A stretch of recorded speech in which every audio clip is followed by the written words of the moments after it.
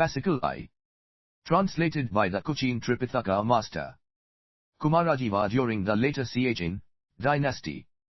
Thus have I heard. At one time the Buddha was on Mount Gra 629/4. Kuta near Rajagraha, with 32,000 great bhikshus in attendance. There were also 72,000 bodhisattva Mahasattva there who were known to the assembly and who had mastered Dharni, were accomplished in the discrimination of spiritual matters, and took unlimited pleasure in preaching them.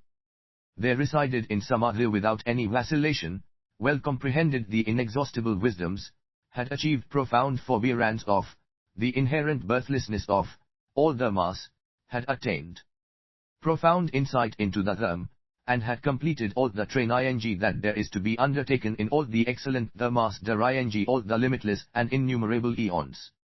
They had subjugated the hordes of demons, maras, and had vanquished their enemies. They had incorporated within themselves that which is most honored and had ornamented and purified the Buddha lands. They possessed great compassion, had ornamented their bodies with the various marks of enlightened beings, and had with great endeavor attained the other shore of nirvana. Well did they know all the verbal expedient means of teaching, and their practice of the ceremonial deportments was complete and pure. They all had achieved residence in the three emancipations and had penetrated the three periods of time with their unhindered wisdom. They had generated the determination not to abandon all sentient beings, remembered the purport of the doctrines, and possessed the tolerant forbearance of wisdom. Such was the virtue of all these bodhisattva. 7. The Surangama Samadhi Sutra. Their names were turns the wheel of the dharma without regressing bodhisattva, generating the intention to achieve enlightenment, that constitutes turning the wheel of the dharma. Bodhisattva turns the wheel of the dharma without hindrance. Bodhisattva, purity that transcends defilement. Bodhisattva, obstructions eradicated. Bodhisattva, manifests pure deportment and perceives all with loving joy. Bodhisattva, mind of a wondrous and dignified king. Bodhisattva, does not delude all sentient beings. Bodhisattva, mind like an ocean of unlimited merit. Bodhisattva, senses always composed and not disordered. Bodhisattva, true sound. Bodhisattva, praised by all the gods. Bodhi 629 C. Sattva, autonomous king. Oi Dharni. Bodhisattva, ornamented with discernment. Bodhisattva, the Dharma prince. Manjushri. Bodhisattva, Maitreya. Bodhisattva, king of Mount Sumeru. Bodhisattva, pure mind of the ocean of virtues and treasured dignity. Bodhisattva, greatly dignified and pure. Bodhisattva, great characteristic. Bodhisattva, characteristic of refulgence. Bodhisattva, pure mind. Bodhisattva, joyous king. Bodhisattva, resolute energy. Bodhisattva, and resolute mind. Bodhisattva. There were 72,000 such Bodhisattva Mahasattva, plus all the Indra gods, Brahma gods, and world-protecting heavenly kings of the great Trichiliocosm, as well as gods, dragons, Yaksas, Gandharvas, Asuras, Garudas, Kimnaras, and Mahoragas. Both human and non-human beings. All those who were recognized by the congregation, who had planted many types of good roots, and who took joy in the Mahayana, had come to the assembly. At that time, while in the great assembly, resolute mind Bodhisattva had the following thought: I should now ask the Tathagat about the Dharma. By such inquiries will I protect the seed of the Buddha, the seed of the Dharma, and the seed of the Sangha, by rendering the palaces of the demons invisible and subjugating all those with great arrogance, those who have not yet planted the good roots for spiritual growth, will be made to do so now. Those who have planted good roots will have them made to grow. Anyone who has not yet generated the intention to achieve unsurpassable 8 Fascicle I and perfect enlightenment, on behalf of all sentient beings, Bodhisattva, will be induced to do so now. Those who have already generated this intention should not be allowed to regress. Those who have not regressed should be made to attain rapidly the unsurpassable and perfect enlightenment. Those who presume to possess some degree of attainment and who are mired, let reside in ascriptive views should all generate an attitude of detachment from such views. Those who take pleasure in the lesser, the Hinayan, should be made not to doubt the great, the Mahayana. Those who take pleasure in the great, them should be inspired to generate joy. After thinking thus, resolute mind Bodhisattva arose from his seat, arranged his robe over his right shoulder, and touched his right knee to the ground. Holding his palms together, in the Afijli Mudra, he addressed the Buddha as follows: O world-honored one, I would like to ask a few questions regarding the Tathagata's teaching. I beseech you to hear my inquiries.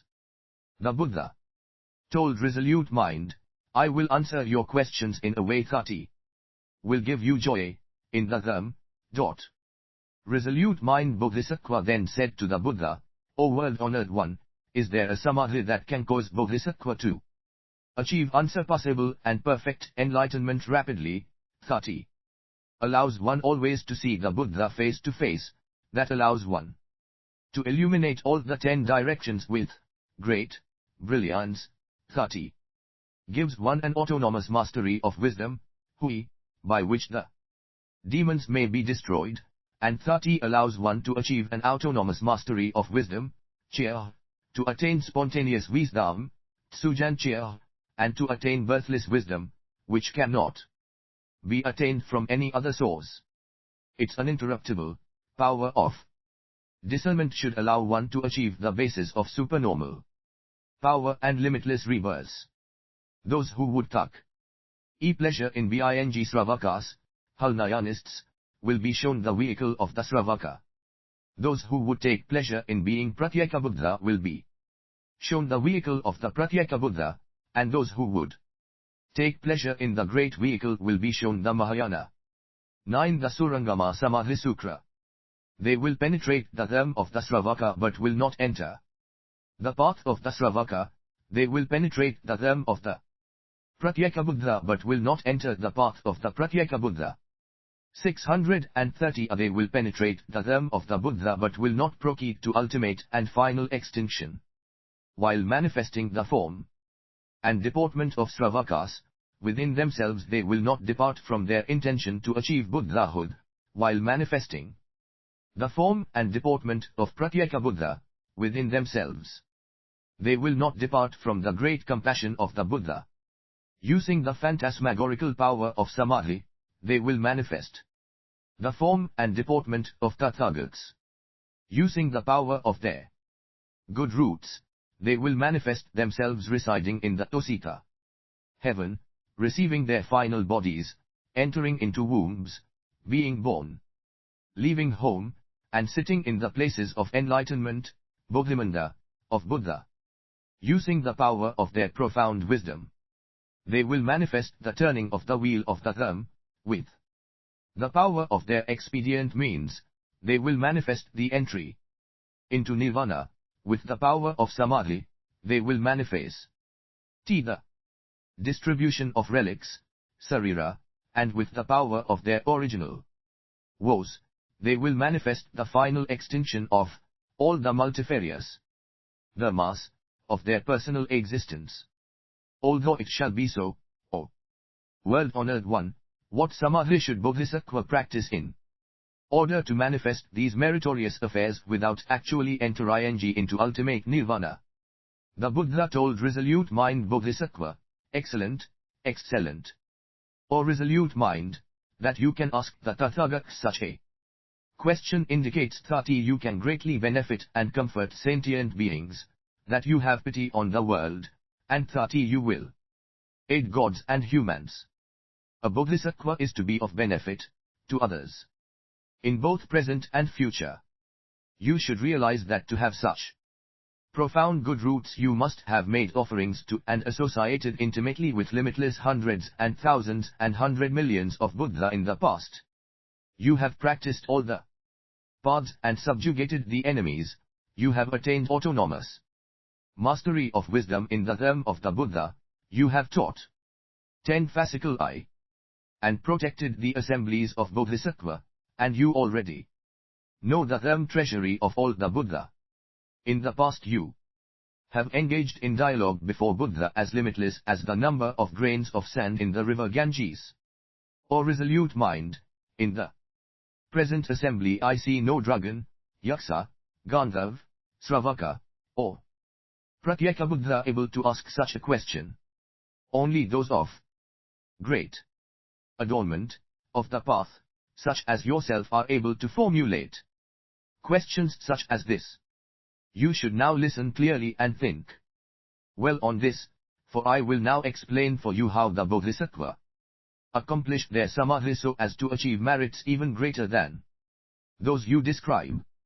Resolute mind said to the Buddha, I beseech you to let us hear this teaching. The Buddha said to resolute mind, there is a Samadhi by the name of Surangama, heroic march. All Bodhisattva who achieve this Samadhi will, as you have described, be able to manifest parinirvana without undergoing eternal extinction. They will be able to manifest the various forms without destroying the characteristics of form. They will be able to wander throughout all the Buddha lands without any discrimination with regard to those lands. They will all be able to meet all the Buddha but without discrimination with regard to the universally equivalent, Pingtin, Samat, essence of the Dharma, fasting, Dharmata. They will manifest universal accomplishment of all the practices but will well realize the purity of those practices. They will be the very highest of those most honored by the gods and humans but will be without any self-conceit, pride, or laxity. They will manifest autonomous mastery of all the demonic powers but will not depend on demonic practices. They will practice throughout all the triple realm, the desire, form, and formless realms, but will la seek any vacillation with regard to the characteristics of the mass. They will manifest rebirth in all the various modes of 630B existence but will not discriminate with regard to the characteristics of those modes. They will be skilled in the explanation of all the phrases of the Dharma and able to reveal their meanings in 11 the Surangama Samadhi Sutra words, but they will realize that words have enter into the characteristic of universal equivalence and have no discrimination with regard to words. They will always remain in meditation as they manifest their teachings to sentient beings. They will practice total forbearance of the birthlessness of all dharmas but preach that all dharmas have the characteristics of generation and extinction. They will walk alone, without fear, like lions. At that time all the Indra gods, Brahma gods, and world-protecting heavenly kings and everyone else in the great assembly had the following thought, we have never before heard even the name of this Samadhi, how could we have ever heard an explanation of its meaning? Now we can see the Buddha and will joyfully receive good, spiritual, benefit through hearing him preach the name of the Surangama Samadhi. If a good man or woman seek the enlightenment of Buddhahood were to hear the doctrine of the Surangama Samadhi and to understand and accept it without doubt, then he or she would certainly never regress on the path to enlightenment. How much more so for those who accept it, maintain it, and recite it, and who teach it to others and practice it as it has been taught. At that time the Indra gods, Brahma gods, and world-protecting heavenly kings all had the following thought, I will now prepare for the Buddha a lion's seat, a seat of the true Dharma, a seat for the most exalted of persons, a great ornamented seat, a great seat for the turning of the wheel of the Dharma, so that the Tathagat can preach the Surangama Samadhi on this seat prepared by me. Every one of them had the same thought, each thinking that he was the only one able to prepare the lion's seat for the Tathagat and that the others were unable to do so. At that time, the Indra gods, Brahma gods, and world-protecting heavenly kings. Each prepared a lion's seat for the Tathagata, ornamenting it in purity and making it correct and high, draping the top with robes made with immeasurable treasures, each one of them covering the seat with canopies made with many wondrous treasures. There were also handrails made with various precious things. To the 12 fascicle eye, right and left of each seat were matching rows of innumerable precious trees, with their leaves and branches intertwined. From them hung canopies, which spread out together into a great cover, made of treasures. From ropes made of various treasures hung many precious bells. Many types of wondrous flowers were scattered about the top of the seat, and a mixture of incenses from the heavens was burning, adding its fragrance. A profusion of light gleamed from the gold, silver, and many precious things, and none of the many types of pure and beautiful things were omitted. In the space of an instant there appeared before the Tathagata 84,000 billion nayutas of such precious lions' seats, and none of them interfered with any of the other seats in the assembly. Each individual god was unable to see the other seats, and each thought as follows: I alone have prepared the lion's seat for the Buddha. The Buddha will now preach the Surangama Samadhi. On the seat I have prepared for him. At 30 times the Indra gods, Brahma gods, and world-protecting heavenly kings, having finished preparing the seats, each addressed the Buddha as follows: I beg the Tathagata to sit upon the seat I have prepared and preached the Surangama Samadhi. The world-honored one then manifested his great supernormal power and sat upon all the 84,000 billion nayutas of lions' seats. So 30 each and every god saw the Buddha sitting 630 c on the seat he had prepared, but did not see the other seats.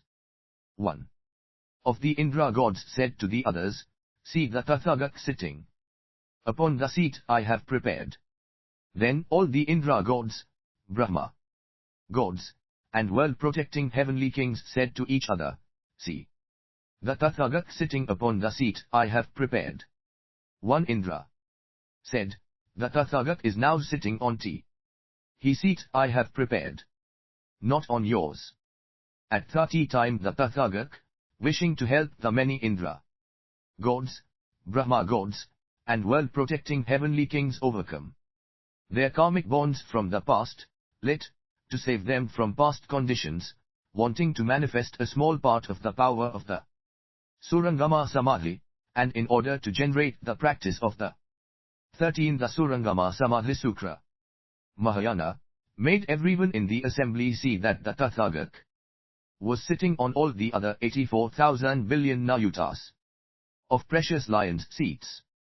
Everyone in the assembly experienced great joy such as they had never felt before, and they all arose from their seats, put their hands together, and worshipped the Buddha, saying, Excellent, O world-honored one. Your supernormal abilities are immeasurable. You have allowed the many gods to fulfill their desires. Seeing the Buddha's divine power, the gods who had prepared seats for the Tathagata all generated the aspiration to achieve unsurpassable and perfect enlightenment on behalf of all sentient beings. In unison, they said to the Buddha, O world-honored one, we have now generated the intention to achieve unsurpassable and perfect enlightenment on behalf of all sentient beings in order to make an offering to the Tathagata, to eradicate all the afflictions of sentient beings, to protect the true Dharma, and to prevent the Buddha's seed from being eradicated. We wish to be able to exercise such as supernormal powers of a Buddha in the future, to be able to perform transformations such as the Tathagata has done now. The Buddha then praised those gods, saying, Excellent, excellent. As you have said, out of the wish to benefit all sentient beings, you have now generated the aspiration to achieve unsurpassable and perfect enlightenment. This is the highest offering that can be made to the Tathagata. At that time there was a Brahma king within the assembly, named Equivalent Practice, who addressed the Buddha, saying, O world-honored one, which Tathagat is the real one, the one on the seat I have prepared, or one on another seat? The Buddha told Equivalent Practice, all the dharmas are empty, like phantasms, and only exist in conjunction with each other. They have no creator, but arise entirely due to the discrimination of conceptual thought. Because there is no master of consciousness, the myriad dharmas appear according to one's thoughts. All the Tathagatas are real. What is real? All these Tathagats are fundamentally not born, and so they are real. All these Tathagats will not cease to 14 fascicle I exist in the future, and so they are real. These Tathagats are not collocations of the four elements, and so they are real. Nor are they collocations of the skandhas, ayatanas, and dhatus, and so they are real. There are no differentiations of first, middle, and last between these Tathagats, and so they are real. O Br. Atma King, these Tathagats are without differentiation. Why? The form, skandhas, of these Tathagats are such like, and hence they are equivalent. The feelings, perceptions, impulses, and consciousness, skandhas, of these Tathagats are such like, and hence they are equivalent. Because of these reasons, they are equivalent. The pasts of these Tathagats are such like, and hence they 63 IA are equivalent. Their futures are such like, and hence they are equivalent. Their presents are such like, and hence they are equivalent. Being like phantasmagorical dharmas, they are equivalent. Being like shadow dharmas, they are equivalent. Being dharmas that cannot exist, they are equivalent. With nowhere that they came from and nowhere that they go to, they are equivalent. For these reasons, these Tathagats are called equivalent. Just as all dharmas are equivalent, so are all these Tathagats. Just as all sentient beings are equivalent, so are all these Tathagats. Just as the Buddha of all the worlds are equivalent, so are all these Tathagatas. Just as all the worlds are equivalent, so are all these Tathagatas. For these reasons, the Buddha are called equivalent. O Brahma King, these Tathagats are nothing more than the suchness of all the dharmas, and so they are called equivalent. You should realize, Brahma King, that the Tathagat knows all the myriad dharmas to be equivalent, and for this reason the Tathagat is called equivalent with regard to the myriad dharmas. Equivalent practice. Brahma King said to the Buddha, this is unprecedented, O world-honored one. Having attained the equivalence of all the dharmas, the Tathagat manifests it to sentient beings by means of these wondrous formed bodies. The Buddha said, Brahma King, all this has been accomplished through the power of my fundamental practice of the Surangama Samadhi. It is thus that the Tathagat has attained the equivalence of all 15 the Surangama Samadhi Sutra dharmas and has used these wondrous formed bodies to manifest this teaching to sentient beings. When the Tathagat explained this dharma, equivalent practice, Brahma King and 10,000 Brahma gods all achieved a pliant forbearance of all the dharmas. The Tathagat then reigned in his divine power, and the many Buddha and seats all disappeared, so that the entire assembly saw only one Buddha. At that time the Buddha told resolute mind Bodhisattva, the Surangama Samadhi cannot be attained by Bodhisattva of the first, second, third, fourth, fifth, sixth, seventh, eighth, or ninth stage. Only Bodhisattva who are on the 10th stage can attain this Surangama Samadhi. What is the Surangama Samadhi? 1. It is to cultivate the mind as if it were like space. 2. It is to observe the present mental states, sin, of sentient beings. 3. It is to discriminate the inherent abilities of sentient beings. 4. It is to comprehend the causes and results of sentient beings definitely. 5. It is to know that there is no karmic retribution within the various karmas. 6. It is to enter the various types of desire, without forgetting after entering. 7. It is to know first-hand the various types of natures. 8. It is always to be able to disport in the sound Samadhi, to be able to demonstrate to sentient beings the adamantine mind Samadhi, and to have autonomous mastery of all Samadhis at will. 9. It is to see universally all the paths that beings traverse. 10. It is to attain unhindered knowledge of past karma. 11. It is for one's divine eye to be unobstructed. 12. It is to attain extinction of the outflows and not to realize any improper occasion. 13. It is to attain the wisdom of equivalent, entering into both form and the formless. 14. It is to manifest 63 of disportment in all of form. 15.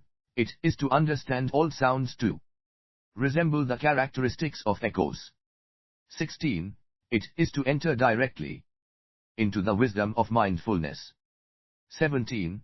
It is to make sentient beings happy with excellent speech. 18. It is to preach the Dharma according to the occasion. 19. It is to understand the proper and improper times. 20. It is to be able to transform the various routes. 21. It is to preach the Dharma without falsehood. 22. It is to 16. Fascicle I. Enter directly into the true. 23. It is to be able to subjugate well the different classes of sentient beings. 24. It is to be sufficient in all the perfections. 25. It is to be without differentiation in one's deportment of going and stopping. 26. It is to destroy the various types of rational thought and false discrimination. 27. It is to exhaust the limits of the Dharma natures without destroying them. 28. It is to manifest bodies in the locations of all the Buddha simultaneously. 29. It is to be able to maintain all the dharmas preached by the Buddha. 30. It is to create physical manifestations autonomously, like shadows, throughout all the worlds. 31. It is to preach well the vehicles for saving sentient beings and to protect the triple jewel always and unceasingly. 32. It is to generate great ornamentations throughout the entire future without one's mind ever having the thought of fatigue. 33. It is always to be able to manifest bodies in all the places where sentient beings are born, without stopping at any time. 34. It is to manifest activities wherever one is born. 35. It is to be able to fulfill well the roles of all sentient beings. 36. It is to be able to understand all sentient beings well. 37. It is for the teachings of the two Mahayana vehicles to be immeasurable. 38. It is to be able well and completely to know the myriad sounds. 39. It is to be able to cause all the myriad dharmas to flourish brightly. 40. It is to be able to make one eon be immeasurable eons. 41. It is to be able to make immeasurable eons be a single eon. 42. It is to be able to cause a single country to enter into an immeasurable number of countries. 43. It is to be able to cause an immeasurable number of countries to enter into a single country. 44. It is for limitless but the realms to enter into a single pore. 45. It is to manifest the entrance of all sentient beings into a single body. 46. It is to comprehend that the various Buddha lands are the same, like space. 47. It is for one's body to be able to pervade throughout the remainderless Buddha lands. 48. it is to cause all bodies to enter into the them natures and to cause there to be no bodies at all. 49. It is to penetrate the characterlessness of all the them natures. 50. It is to be able to comprehend all the expedient means. 17. The Surangama Samadhi Sutra. Well. 51. It is to be able to penetrate all the them natures with the one sound of the teaching. 52. It is to be able to expound on a single phrase of the them for a countless number of immeasurable eons. 53. It is to contemplate well the differences among all the teachings. 54. It is to preach the them knowing well the occurrence of agreement and difference, and the need for abbreviation and dilation. 55. It is to know well how to pass beyond all the demonic ways. 56. It is to issue forth the refulgence of he great wisdom of expedient means. 57. It is to have wisdom as the primary characteristic of one's actions of body, speech, and mind. 58. It is to have supernormal powers always immediately available without intentionally practicing them. 59. It is to use the four unhindered wisdoms to make all sentient beings happy. 60. It is to manifest the power of the supernormal abilities to penetrate all the them natures. 61. It is to be able to use the mass of collocation to universally attract, collocate, sentient beings to the them. 62. It is to understand the languages of sentient beings in all the various worlds. 63. It is to have no doubts with regard to the phantasmagorical dharmas. 64. It is to be able. 63. To maintain autonomous freedom of action throughout all the places of birth or generation. 65. It is to be without want for anything one needs. 66. It is to manifest oneself to all sentient beings autonomously. 67. It is to understand both good and evil to be identical to the fields of blessing. 68.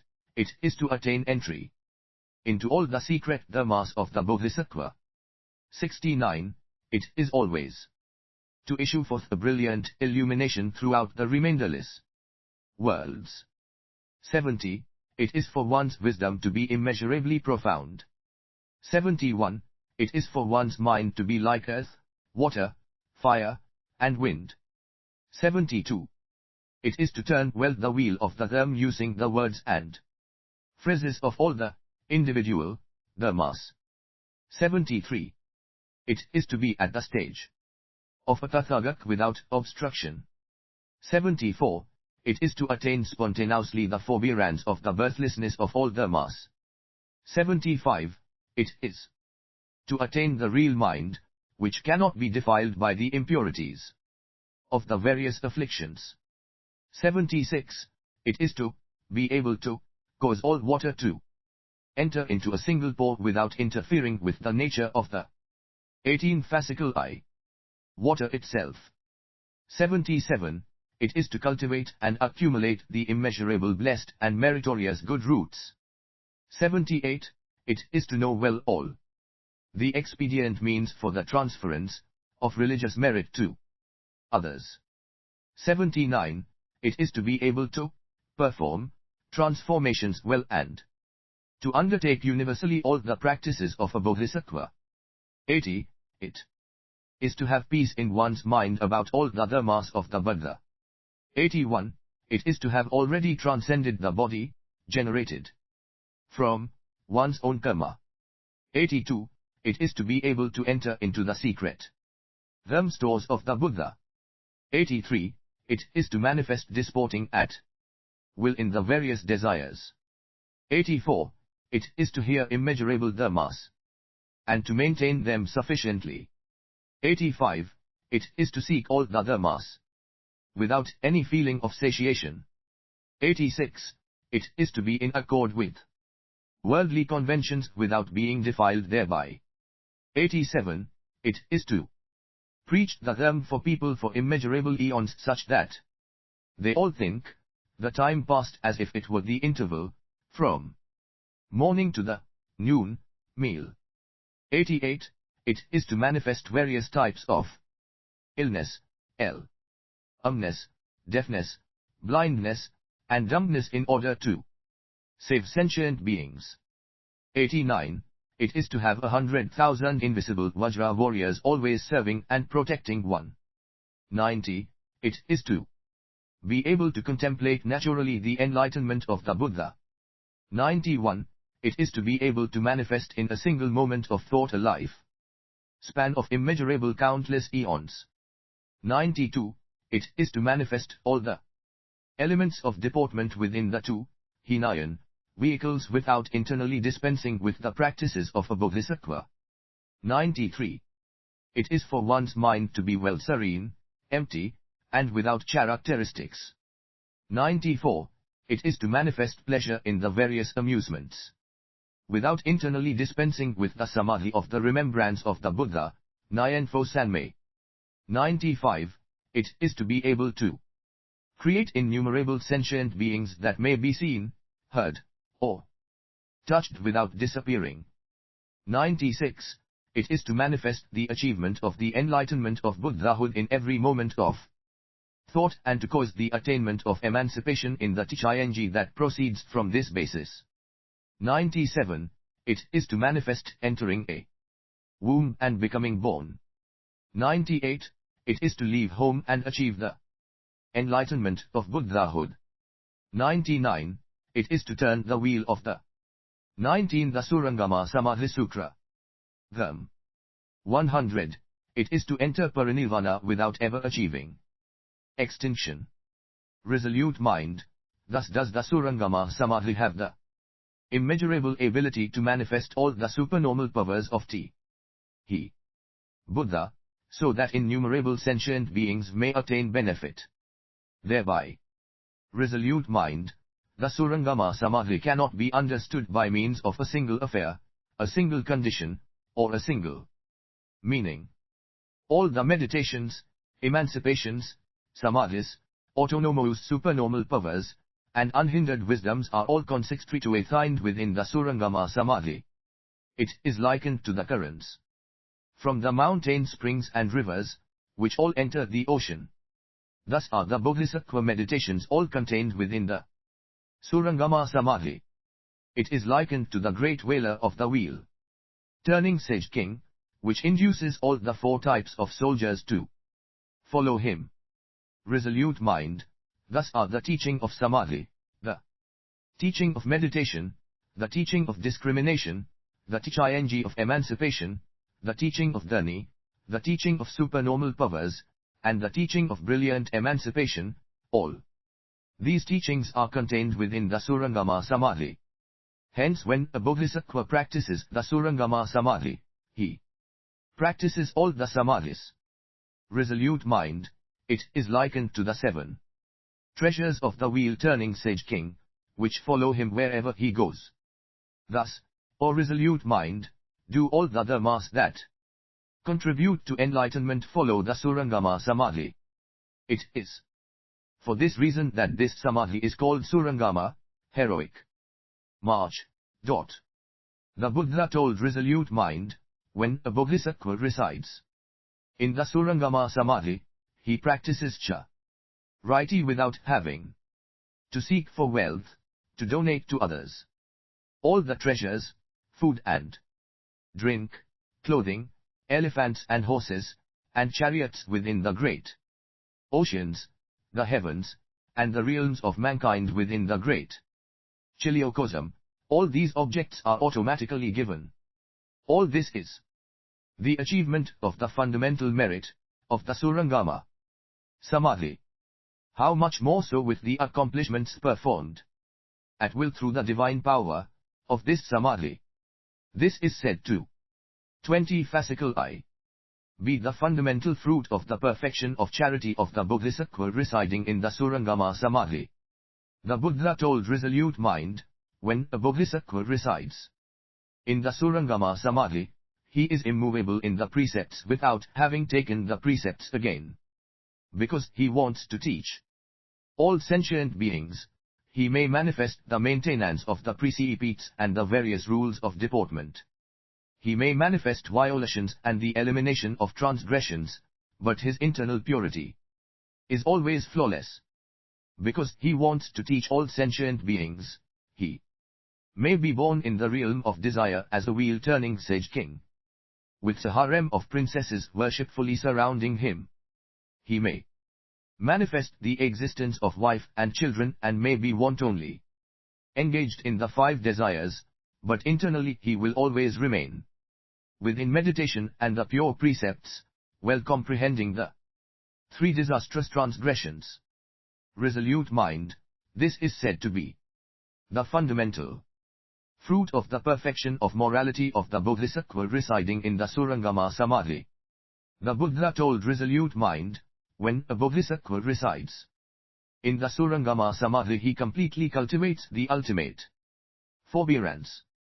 Because of this, he cultivates forbearance before sentient beings are even born, he cultivates forbearance before the dharmas are even generated, he cultivates forbearance before the mind even takes form, he cultivates forbearance before the discrimination of self and other even occurs, he cultivates forbearance before there is even a thought of birth and death.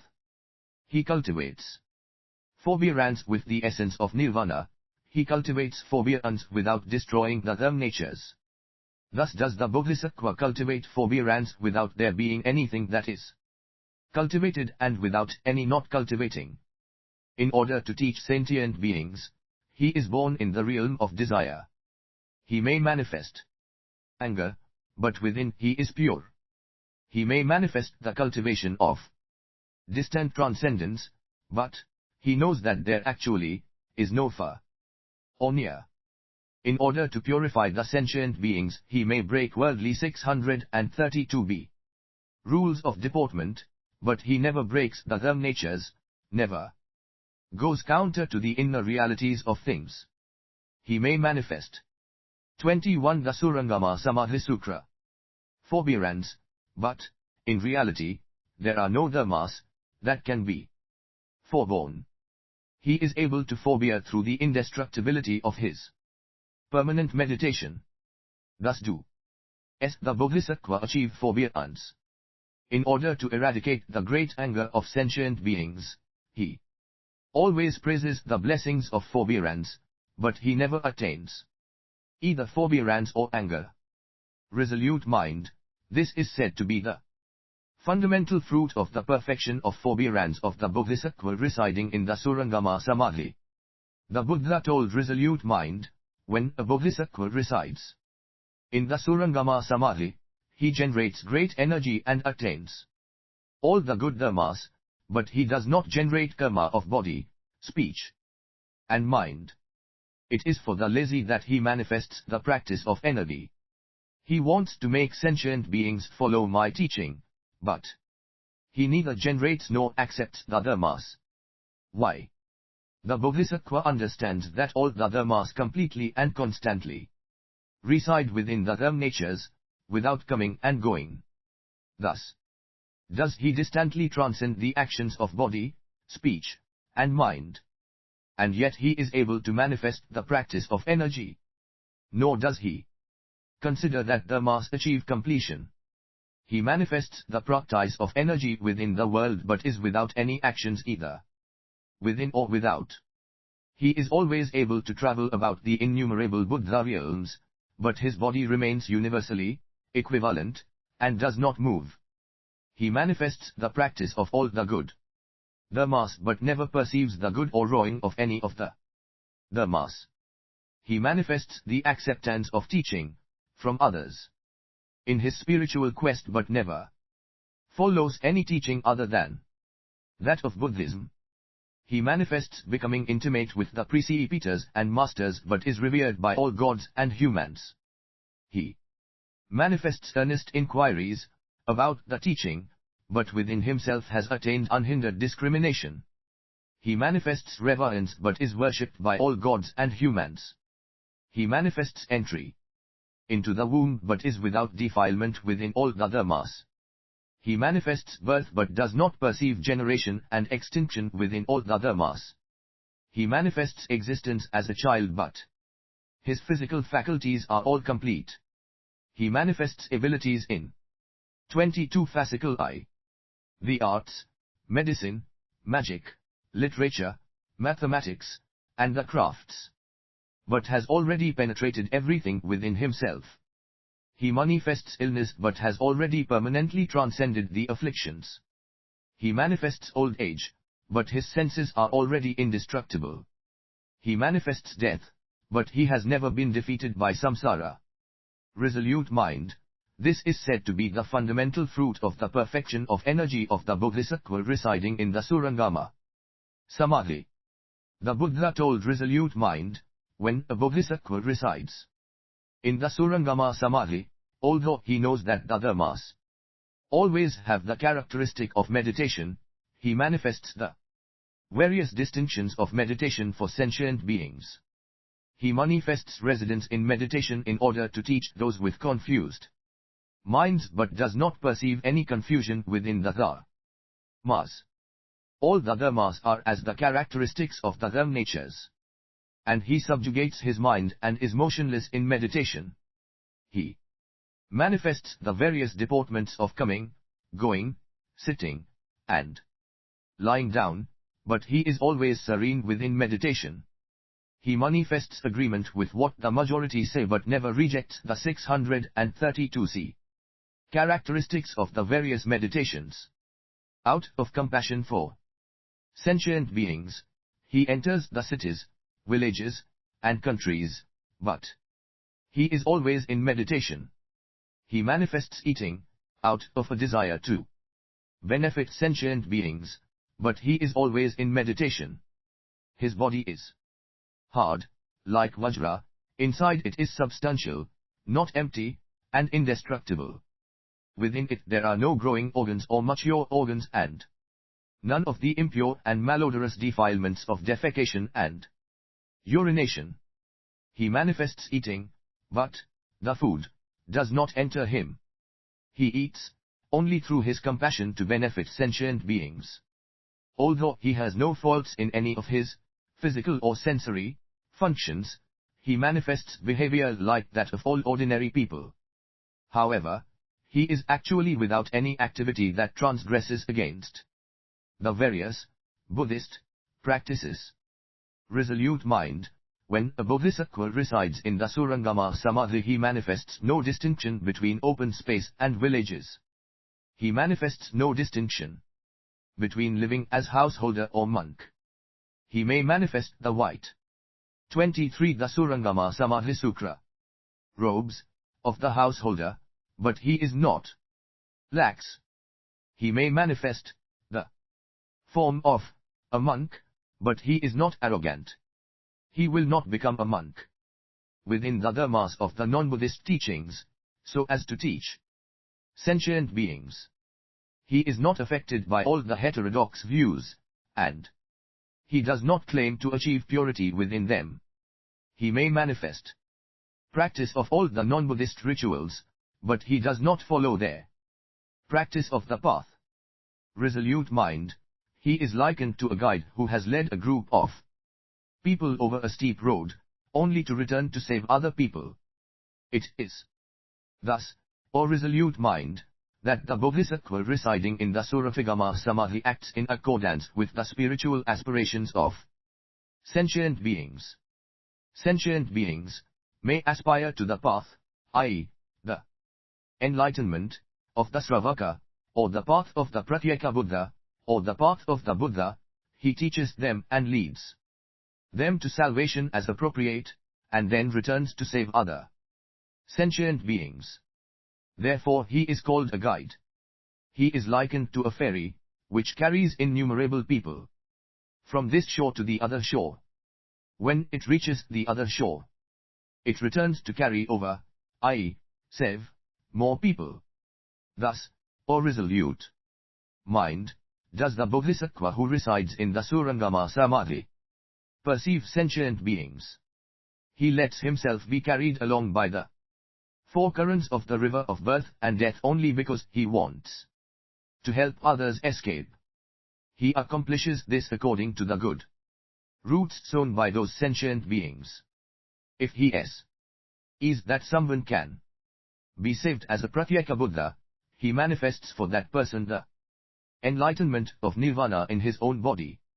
If he sees that someone can be saved as a Sravaka, he preaches extinction to that person and enters nirvana together with him.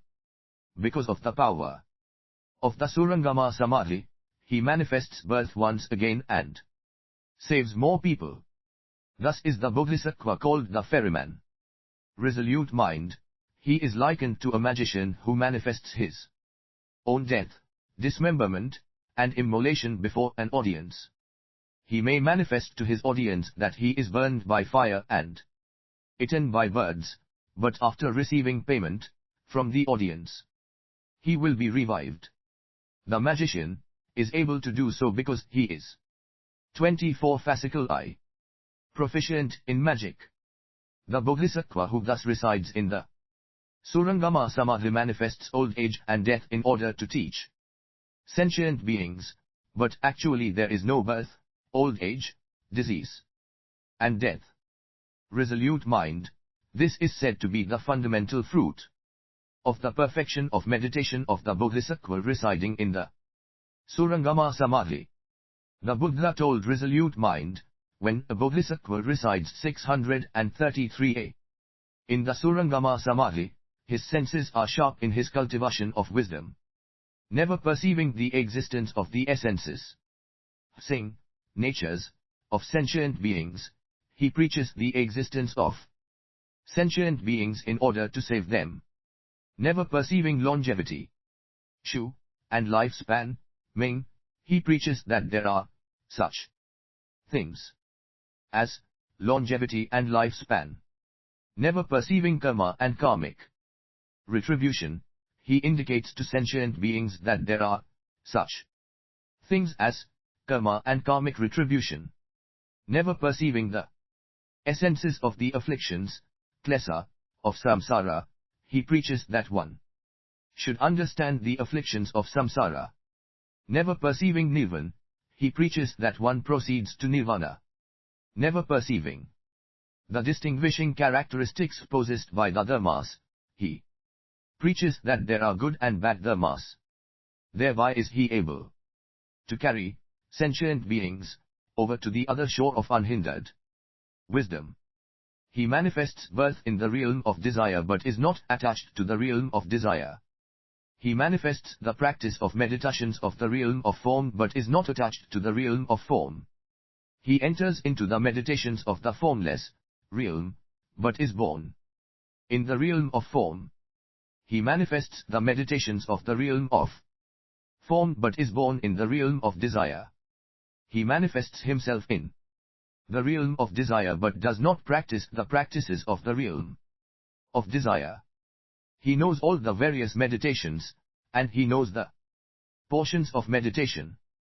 He can freely enter into meditation and leave meditation. In order to teach sentient beings, he can be born any place at will. He is always able to accomplish the profound and wondrous wisdom and to eradicate all the various activities, samskara, of sentient beings. In order to teach sentient beings, he manifests the occurrence of activities, but he is actually without. 25 The Surangama Samadhi Sutra. Activity with regard to the various dharmas. He has completely gone beyond all the various activities and has long since eradicated the illusions of self and personal possession, although he manifests the receipt of the various things that are required. When a bodhisattva accomplishes wisdom such as this, everything that he does derives from that wisdom and is never defiled by the results of karma. In order to teach sentient beings, he manifests being deaf and dumb, but subtle pure sounds actually occur within him. He comprehends the spoken word, the scriptures, and mathematics, and he does not have to stop to consider what them to preach on any given occasion. Wherever he goes, audiences always consider his preaching wonderful, and he can always make his listeners be joyful and attain resolute faith. He preaches the Dharma as the occasion arises, and the wisdom of this Bodhisattva does not decrease. Resolute mind, he is likened to men and women, who are either large or small, who carry vessels to a place where there is water, which may be a spring, a lake, a river, or the ocean. They fill the vessels large and small and return, but the various bodies of water do not decrease. Thus, O resolute mind, does the Bodhisattva who resides in the Surangama Samadhi appear to audiences anywhere, whether of Kshatriyas or Brahmins, whether lay people, monks, or gods. He appears to all these various congregations without any mental effort, and he is able to make them all joyous through his good words. He preaches the Dharma wherever it is appropriate to do so, but his wisdom is never lessened. Resolute mind, this is said to be the fundamental fruit of the perfection of wisdom of the Bodhisattva residing in the Surangama Samadhi. The Buddha told resolute mind, when a Bodhisattva resides in the Surangama Samadhi, those sentient beings who see him all 633b attain emancipation. Those who hear his name, see his ritual deportment, hear him preach the Dharma, or see him in silence, all these attain emancipation. Resolute mind, he is likened to the great medicine tree king named Joyous Vision. All those who see him are healed of illness. Thus it is, resolute mind, with the Bodhisattva who resides in the Surangama Samadhi. The illnesses of greed, 26. Fascicle eye, anger, and stupidity of any sentient being who sees him will be eradicated. It is like the great medicine king named Eradication. If this medicine is painted on one's drums during wartime, the sound of the drum will pull the arrow, sword, or lance out and eliminate the poison from any injuries suffered from arrows, and the like. Thus it is, resolute mind, with the Bodhisattva who resides in the Surangama Samadhi. The arrows of greed, anger, and stupidity will naturally come out of those who hear his name, and the poison of wrong views will be completely eliminated, so that all the afflictions will operate no more. Resolute mind, he is likened to the medicine tree named Sufficient. If a person uses its root, his illness will be healed. His illness will be healed by the stems, knots, core, bark, twigs, leaves, flowers, or fruit, which may be fresh, dried, or ground, any form may be used to heal the illnesses of sentient beings. The Bodhisattva who resides in the Surangama Samadhi is also like this. There is no time at which he does not benefit sentient beings. He is always able to eliminate all the afflictions. While preaching the Dharma, he concurrently practices the four embrasures, charity, loving speech, beneficial action, and homologous behavior, and the various perfections, so that sentient beings attain emancipation. Whether a person makes offerings or not, and whether there is benefit to him or not, the Bodhisattva always uses the advantage of the Dharma so that the person will attain peace. And when he dies and his body is eaten, whether by animals with 2 legs or 4, or by birds, or by humans or non-humans, due to the power of the Bodhisattva preceptual woes, when these sentient beings die they are reborn in heaven and are forever without the calamities of illness, pain, old age, and the afflictions. Resolute mind, thus is the Bodhisattva who resides in the Surangama Samadhi like a medicine tree. The Buddha told resolute mind, when a Bodhisattva resides in the Surangama Samadhi, for lifetime after lifetime he automatically understands the 6 perfections without having to study them from anyone else. Lifting his foot and lowering his foot, breath ing in and breathing out, he is in possession of the 6 perfections. 27. The Surangama Samadhi Sutra. With each moment of thought. Why? Resolute mind, the entire body of a bodhisattva like this is the Dharma, and his entire activities are the Dharma. Resolute mind, he is likened to a king and his great ministers, who have 100,000 varieties of incense ground together into powder. If someone searches for one particular variety without having its fragrance mixed up with the other varieties of incense, resolute mind, within these 100,000 varieties of incense powders, will he be able to separate one from the others? Resolute mind answered, no, world-honored one. The Buddha continued, resolute mind, since the Bodhisattva has perfumed his body and mind with all the perfections, he always generates the 6 perfections in every moment of thought. Resolute mind, how can the Bodhisattva generate the 6 perfections in every moment of thought? Resolute mind, the Bodhisattva has complete equanimity and is without attachment. This 633c is the perfection of charity, Dena. His mind is well serene and ultimately without any ruin. This is the perfection of morality. Slid. He understands that the mind exhausts all characteristics and exists unharmed within the realms of sensory data. This is the perfection of patience, Ksanti. He strives in contemplation and selects advantageous states of mind but understands that the mind transcends characteristics. This is the perfection of energy, Virya. He is ultimately well serene and has controlled his mind. This is the perfection of meditation /Dhyan/. He contemplates the mind and understands the mind, penetrating the characteristics of the mind. This is the perfection of wisdom, Prajna. Resolute mind, a bodhisattva who resides in the Surangama Samadhi possesses the 6 perfections in every moment of thought, as given in this teaching. At this time resolute mind Bodhisattva addressed the Buddha, saying, never before, O world-honored one, have I heard such a teaching. The activities of a Bodhisattva who has achieved the Surangama Samadhi are inconceivable. World-honored one, if the Bodhisattva wish to practice the practice of the Buddha, 28 fascicle I, they should study this Surangama Samadhi. Why? World-honored one, such Bodhisattva manifest the practice of all the various activities of ordinary people, but in their minds they are without greed, anger, and stupidity. At that time there was a great Brahma king named creating sympathy within the audience. He addressed the Buddha, saying, world-honored one, if a Bodhisattva wishes to practice all the activities of ordinary people, he should study the Surangama Samadhi. Why?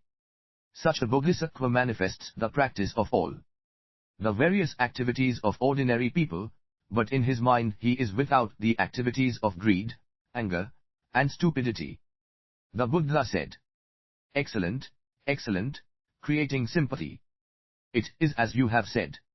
If a Bodhisattva wishes to practice all the activities of ordinary people, he should study the Surangama Samadhi, because he will not think about all that has to be learned. Resolute mind Bodhisattva said to the Buddha, world-honored one, if a Bodhisattva wishes to study the Surangama Samadhi, what should he study? The Buddha told resolute mind, it is likened to the study of archery, in which one first shoots at a large target. When one can hit the large target, one shoots at a small target. When one can hit the small target, one shoots at the bullseye. When one can hit the bullseye, one shoots at an arrow shaft. When one can hit the shaft, one shoots at a bundle of 100 hairs. When one can hit the 100 hairs, one shoots at a bundle of 10 hairs. When one can hit the 10 hairs, one shoots at a single hair. When one can hit the single hair, one shoots at 100 of a hair. When one can hit 100 of a hair, he may be called a good archer. He can shoot unerringly and at will. Such a person can shoot without mental effort, with complete accuracy, on the basis of a sound heard in the dark of night, or if a human or non-human incautiously strikes at him.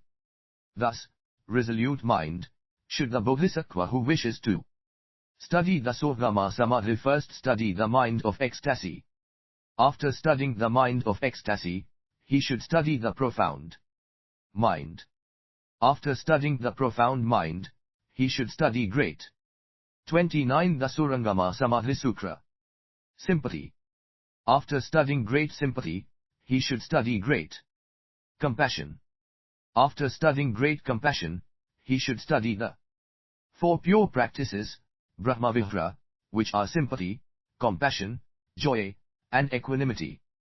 After studying the 4 pure practices, he should study the 5 highest penetrations, the divine eye, the divine ear, clairvoyance, knowledge of others' past lives, and knowledge of anything at will, which have the highest benefit, always maintaining his mastery of them. When he has studied 634 other penetrations, he can then accomplish the 6 perfections. When he has accomplished the 6 perfections, he will be able to penetrate expedient means. When he has penetrated expedient means, he will be able to reside in the 3rd pliant forbearance. When he can reside in the 3rd pliant forbearance, he will attain the forbearance of the birthlessness of the dharmas. When he has attained the forbearance of the birthlessness of the dharmas, the Buddha will confer the prediction of enlightenment on him. When the Buddha have conferred the prediction of enlightenment on him, he will be able to enter the 8th Bodhisattva stage. When he has entered the 8th Bodhisattva stage, he will attain the Samadhi of presence before the Buddha. When he has attained the Samadhi of presence before the Buddha, he will never be without a vision of the Buddha. When he is never without a vision of the Buddha, he will be able to fulfill all the causes and conditions of the Buddhist dharma. When he can fulfill all the causes and conditions of the Buddhist dharma, he will be able to activate the merit of ornamenting the Buddha lands. When he can activate the merit of ornamenting the Buddha lands, he will be provided with a house and family into which to be born. When he is provided with a house and family into which to be born, he will enter a womb and be born. When he enters a womb and is born, he has fulfilled the 10th Bodhisattva stage. When he has fulfilled the 10th stage, he will then attain a title for his career as a Buddha. When he attains a title for his career as a Buddha, he will attain all the Bodhisattva Samadhis. After he has attained all the Bodhisattva Samadhis, he will be able to attain the Surangama Samadhi. When 30 fascicle eye, he has attained the Surangama Samadhi, he will be able to perform the affairs of a Buddha on behalf of sentient beings, but he will not dispense with the practices of the Bodhisattva.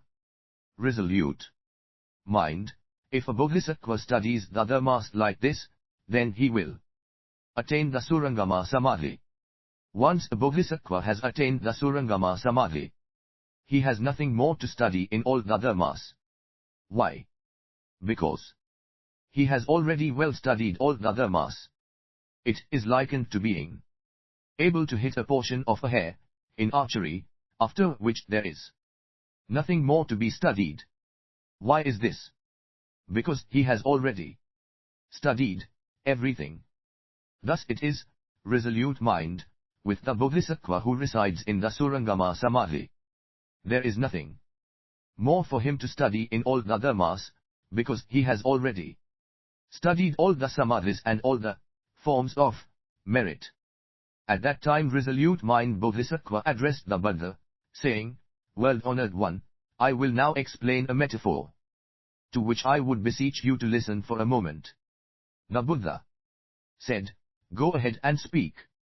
World-honored one, it is likened to a great Brahma king of the Trichiliocosm, whose contemplation automatically and effortlessly extends throughout the entirety Trichiliocosm. Thus is the Bodhisattva who resides in the Surangama Samadhi automatically and effortlessly able to contemplate all the dharmas. Also, he is able to understand the minds and mental activities of all sentient beings. The Buddha told resolute mind, "It is as you have spoken." If a Bodhisattva resides in the Surangama Samadhi, he understands all the dharmas of the Bodhisattva and all the dharmas of the Buddha.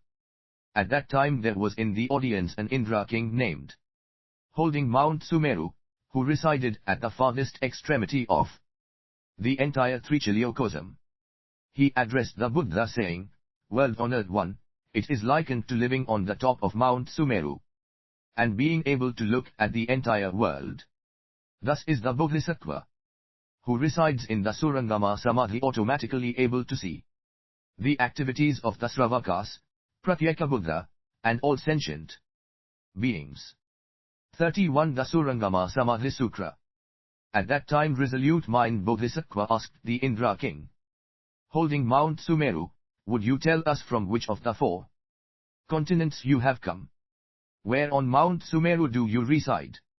The Indra king replied, "Good youth, a Bodhisattva who has attained the Surangama Samadhi would not have to ask where I reside.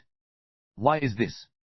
For such a Bodhisattva, all the Buddha realms are his residence, yet he is not attached to any residence.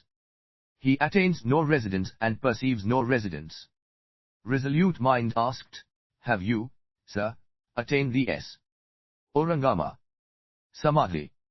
The Indra king replied, "Could the characteristics of attain and not attain exist within this Samadhi?" Resolute mind said, "No." The Indra king said, "Good youth, you should understand that when a Bodhisattva practices this Samadhi, there is nothing that is attained in any of the dharmas." Resolute mind said, "Since your understanding is like this, you must have already attained the Surangama Samadhi."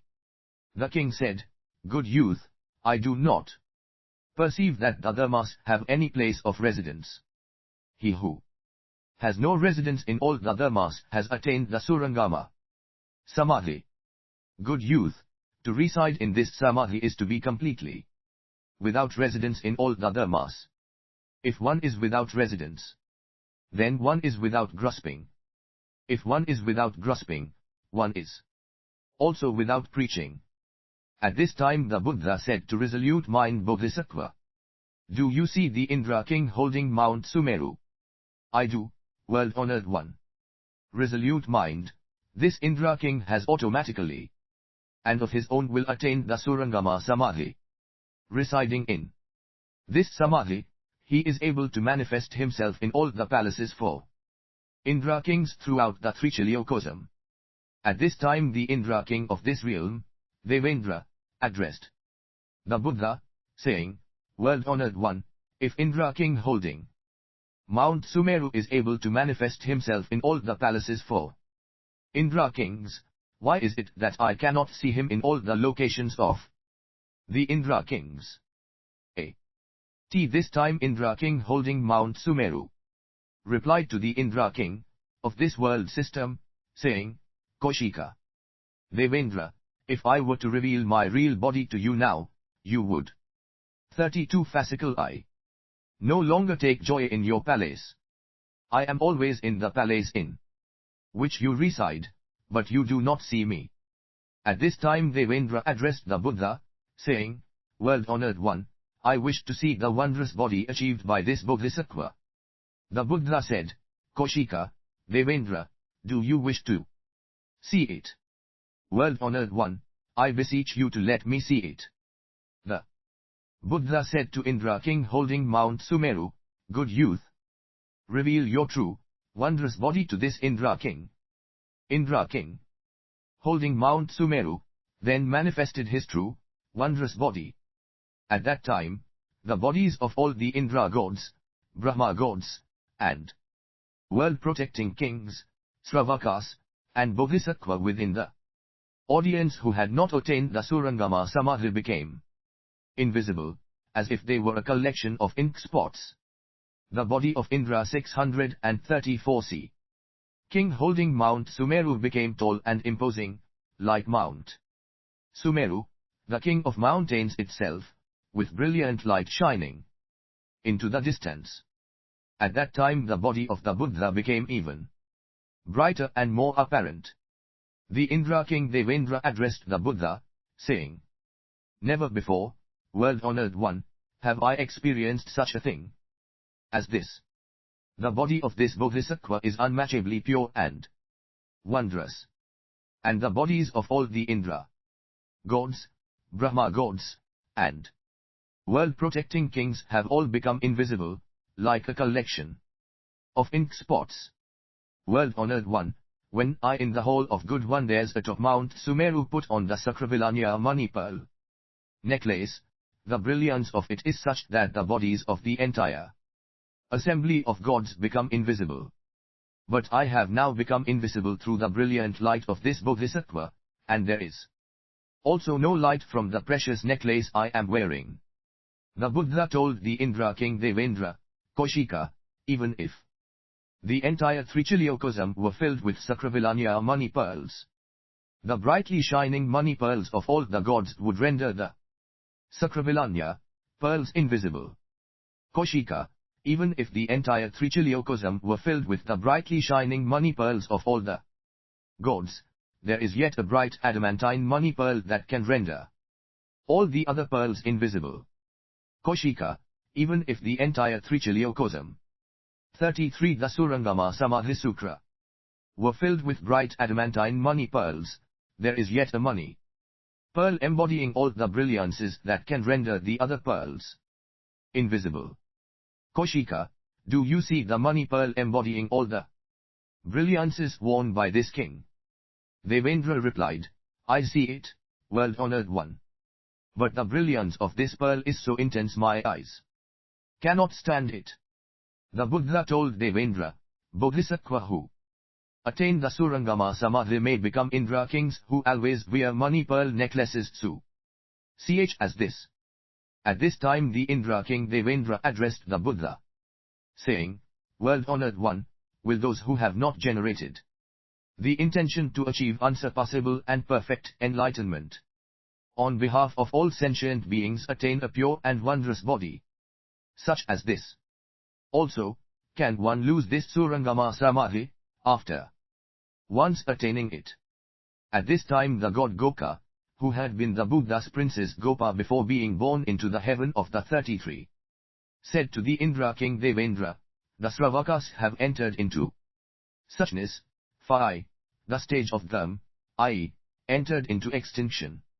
And although they have repeatedly extolled and delighted in the enlightenment of Buddhahood, they cannot accomplish it. This is because they have created obstacles for themselves within samsara. If a person generates the intention to achieve unsurpassable and perfect enlightenment on behalf of all sentient beings, he should generate it now as it should be generated. Such a person will love the path of the Buddha and will be able to attain the wondrous formed body just revealed. It is likened to a person who is blind from birth. Although he may praise and love the sun and moon, he has never experienced their brilliant light. Thus it is with the Sravakas who have entered into suchness. Although they extol and delight in the enlightenment of Buddhahood, the Buddha's merit has had no physical benefit for them. For this reason, those of great wisdom who wish to attain this wondrous body should generate the Buddha's 635 unsurpassable intention to achieve enlightenment.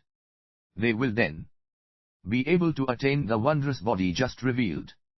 When the god 34 fascicle I Goka spoke these words, 12,000 gods generated the intention to achieve unsurpassable and perfect enlightenment.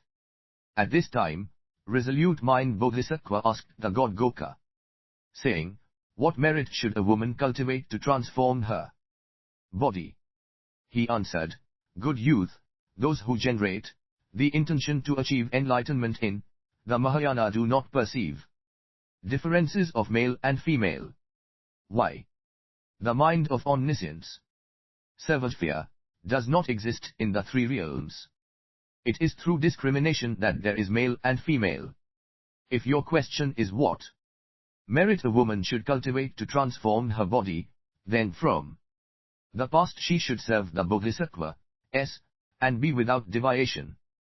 Resolute mind asked, how should she serve? The God answered, as if serving the world-honored one. Resolute mind inquired, what is it for one's mind to be without deviation? The God answered, physical actions should follow oral actions, and oral actions should follow the mind.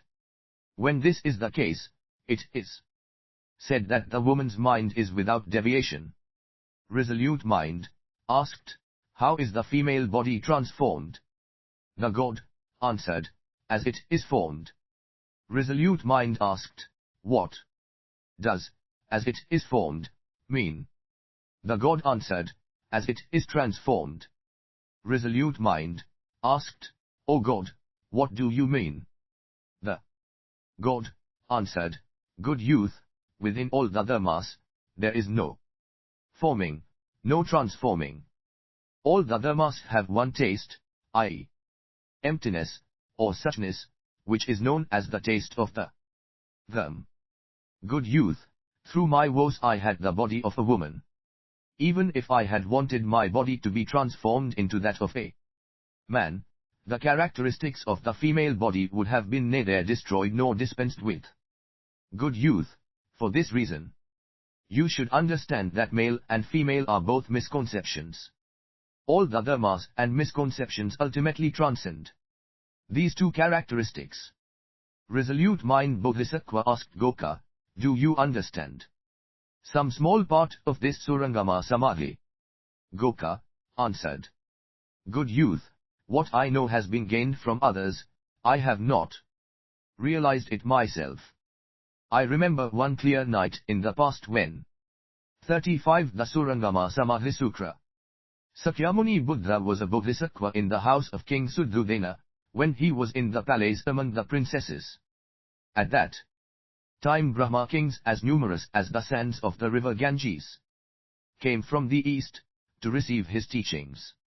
Some of them inquired about the bodhisattva vehicle, some of them inquired about the Sravaka vehicle, and the bodhisattva answered each of them according to their questions. Within this group, one of the Brahma kings did not understand the expedient unpracticed by bodhisattva. He spoke as follows, if you are so wise, please answer my questions. How can you lust for royal rank and sensual pleasures? Lit. Sensual desire. The other Brahma kings, who comprehended the bodhisattva wisdom and expedient means, spoke to this one Brahma king, saying, the bodhisattva does not lust for royal rank or sensual pleasure. In order to teach sentient beings and bring them to the ultimate accomplishment, he has manifested himself as a bodhisattva residing in the home. At present, in other locations, he has accomplished the enlightenment of Buddhahood and is turning the wondrous wheel of the dharma. Upon hearing this, the first Brahma king spoke as follows, what samadhi has he attained that makes him autonomously capable of such divine transformations? The other Brahma kings said to him, Titi is the power of the Surangama Samadhi. 635b, Goka continued, good youth, at that time I thought as follows, when a bodhisattva resides in Samadhi, his divine power is able to respond in ways that are unprecedented. He may reside within desires and may administer affairs of state, but he never departs from his Samadhi.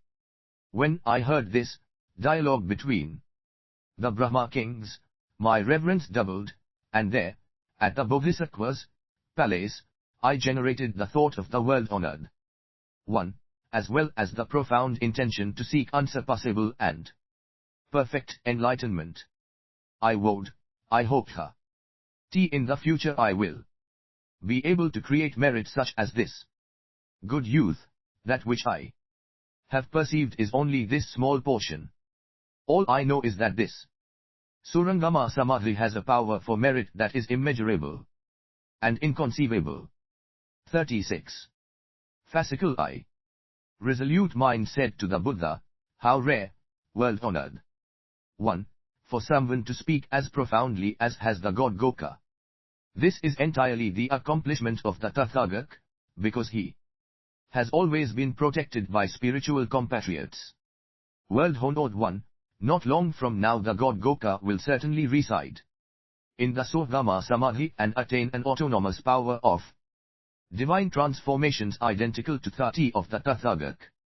Resolute mind Bodhisattva addressed the Buddha, saying, World-honored 1, are there others within this assembly who have attained the Surangama Samadhi? At that time there was a god in the assembly called Manifest Mind, who said to Resolute Mind Bodhisattva, you are like a stupid traveling businessman who enters the ocean, saying, are there any money pearls within this ocean that I can take with me? Your words resemble this. Why? Within this assembly of the great ocean of the Tathagata's wisdom there are Bodhisattva who have created the Trisha and who have generated great ornamentation of it, and yet you sit here and ask such a question as, are there others within this assembly who have attained the Surangama Samadhi? Resolute mind, there are within this assembly Bodhisattva who have attained the Surangama Samadhi and who manifest the bodies of Indra gods, who manifest the bodies of Brahma kings, who manifest the bodies of gods, dragons, yaksas, gandharvas, asuras, garudas, imnaras, and mahoragas. There are those who have attained the Surangama Samadhi who manifest the bodies of monks and nuns and male and female novices. There are those who have attained the Surangama Samadhi who manifest bodies ornamented by themselves with the various auspicious physical marks of enlightened beings, in order to teach sentient beings. There are Bodhisattva who manifest themselves in the bodies and forms of women, or who manifest themselves in the bodies and forms of Sravakas, or who manifest themselves in the bodies and forms of Pratyeka Buddha. Resolute mind, the Tathagata has the autonomous ability to manifest himself in any body and form, according to the manner. 37 The Surangama Samadhi Sutra. Of the group he is teaching, Kshatriyas, Brahmans, lay people, Indra gods, Brahma gods, or world protectors. You should understand that this is entirely the fundamental fruit of the Surangama Samadhi. Resolute mind, when you see that the Tathagata is preaching the Dharma somewhere, you should understand that 635 See there are innumerable Bodhisattva there whose great wisdom automatically generates great ornamentation, who operate autonomously within all the dharmas, and who accompany the Tathagata whenever he turns the wheel of the Dharma. Resolute mind Bodhisattva addressed the Buddha, saying, World-honored 1, I now suggest that this God manifest mind has attained the Surangama Samadhi, since his wisdom discriminates without hindrance and his supernormal abilities are such like. The Buddha said, Resolute mind, it is as you have said. This God manifest mind resides in the Surangama Samadhi. He is able to preach thus because he has penetrated this Samadhi. At that time the Buddha said to the God manifest mind, you may now manifest a small portion of the fundamentals of the Surangama Samadhi. The God manifest mind said to Resolute mind, do you wish to see a small portion of the power of the Surangama Samadhi? Resolute mind answered, O God, I would like to see it. Since the God manifest mind had well attained the power of the Surangama Samadhi, he manifested transformations so that everyone in the assembly was adorned with the 32 marks of wheel-turning sage kings, each with attendants carrying the 7 precious things. The god asked, "What do you see?" Resolute Mind replied, "I see that everyone in the assembly is adorned with the physical marks of wheel-turning sage kings, each with attendants carrying the 7 precious things." At that time the god manifested everyone in the assembly as Indra kings within Kaushika's palaces of the 33, where 100,000 goddesses danced around them for their pleasure. Then again, using his divine power, he made everyone in the assembly take on the physical characteristics and deportment of Brahma kings, residing in Brahma palaces and practicing the 38 fascicle unlimited D states, i.e., the Brahma Vihras. He asked Resolute Mind once again, "What do you see?"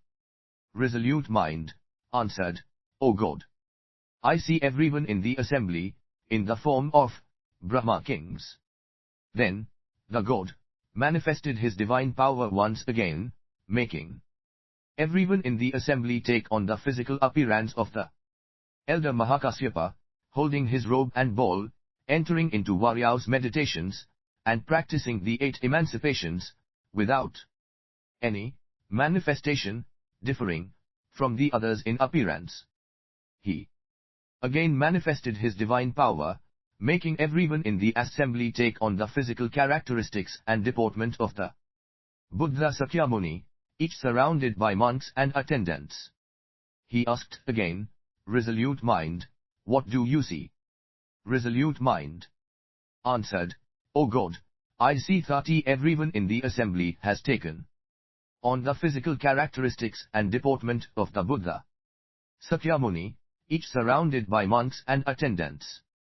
The God Manifest Mind said to Resolute Mind, "Such is the inherent power of the Surangama Samadhi. When a Bodhisattva attains the Surangama Samadhi, Resolute Mind, he is able to insert the Trichiliocosm into a mustard seed, with the mountains, rivers, sun, moon, and stars appearing unchanged, and to manifest all this to all sentient beings without frightening them." Resolute Mind, such is the inconceivable power of the Surangama Samadhi. At that time the great disciples, along with the gods, dragons, Yaksas, Gandharvas, Indra gods, Brahma gods, and world protect 636 ing kings all addressed the Buddha in unison, saying, "World Honored One, the merit of him who attains the Surangama Samadhi is inconceivable. Why? Such a person achieves the ultimate enlightenment of Buddhahood and accomplishes the various brilliances, Ming, Vidya, of wisdom and the supernormal powers. While sitting here today we have seen this assembly in various physical forms and several different transformations, and, after consideration, we suggest 30 those who have not heard of the Surangama Samadhi must be understood as being controlled by Mara. On the other hand, you must understand 30 those who have heard of the Surangama Samadhi are protected by the 39 the Surangama Samadhi Sutra. Buddha. How much more so for those who hear it and are able to practice it as preached. World Honored One, if a Bodhisattva wants to penetrate the realm of the Buddha and reach the other shore of Nirvana, he should single-mindedly listen to this teaching of the Surangama Samadhi, then he should remember it, recite it, and preach it to others. World Honored One, if a Bodhisattva wishes to manifest all the physical forms and deportments, he should comprehensively understand all the activities, samskara, of the minds and mental attributes of sentient beings. Also, if he wants to understand comprehensively how to apply medicine to all the illnesses of sentient beings, he should listen well to the term treasure of this Samadhi, then remember and recite it. World Honored One should realize that if a person attains this Surangama Samadhi, he will enter into the realm of the Buddha, with wisdom autonomous. The Buddha said, "It is so, it is so. It is as you have spoken." He who has not attained the Surangama Samadhi cannot be called a Bodhisattva of profound practice. The Tathagat would not describe such a person as sufficient in charity, morality, forbearance, energy, meditation, and wisdom. For this reason, if all of you wish to practice all the paths, you should study this Surangama Samadhi. You should not think about all the teachings to be learned. At this time Resolute Mind Bodhisattva asked the God Manifest Mind, saying, "If a Bodhisattva wishes to attain this Samadhi, what dharmas should he cultivate?" The God replied, "If a Bodhisattva wishes to attain this Samadhi, he should cultivate the dharmas of ordinary people. If he perceives the dharmas of ordinary people, the dharmas of the Buddha will be neither conjoined nor dispersed. This is called cultivation of the Surangama Samadhi." Resolute Mind asked, "What conjoining and dispersing are there in the dharmas of the Buddha?" The God answered, "Conjoining and dispersing do not exist even in the dharmas of ordinary people.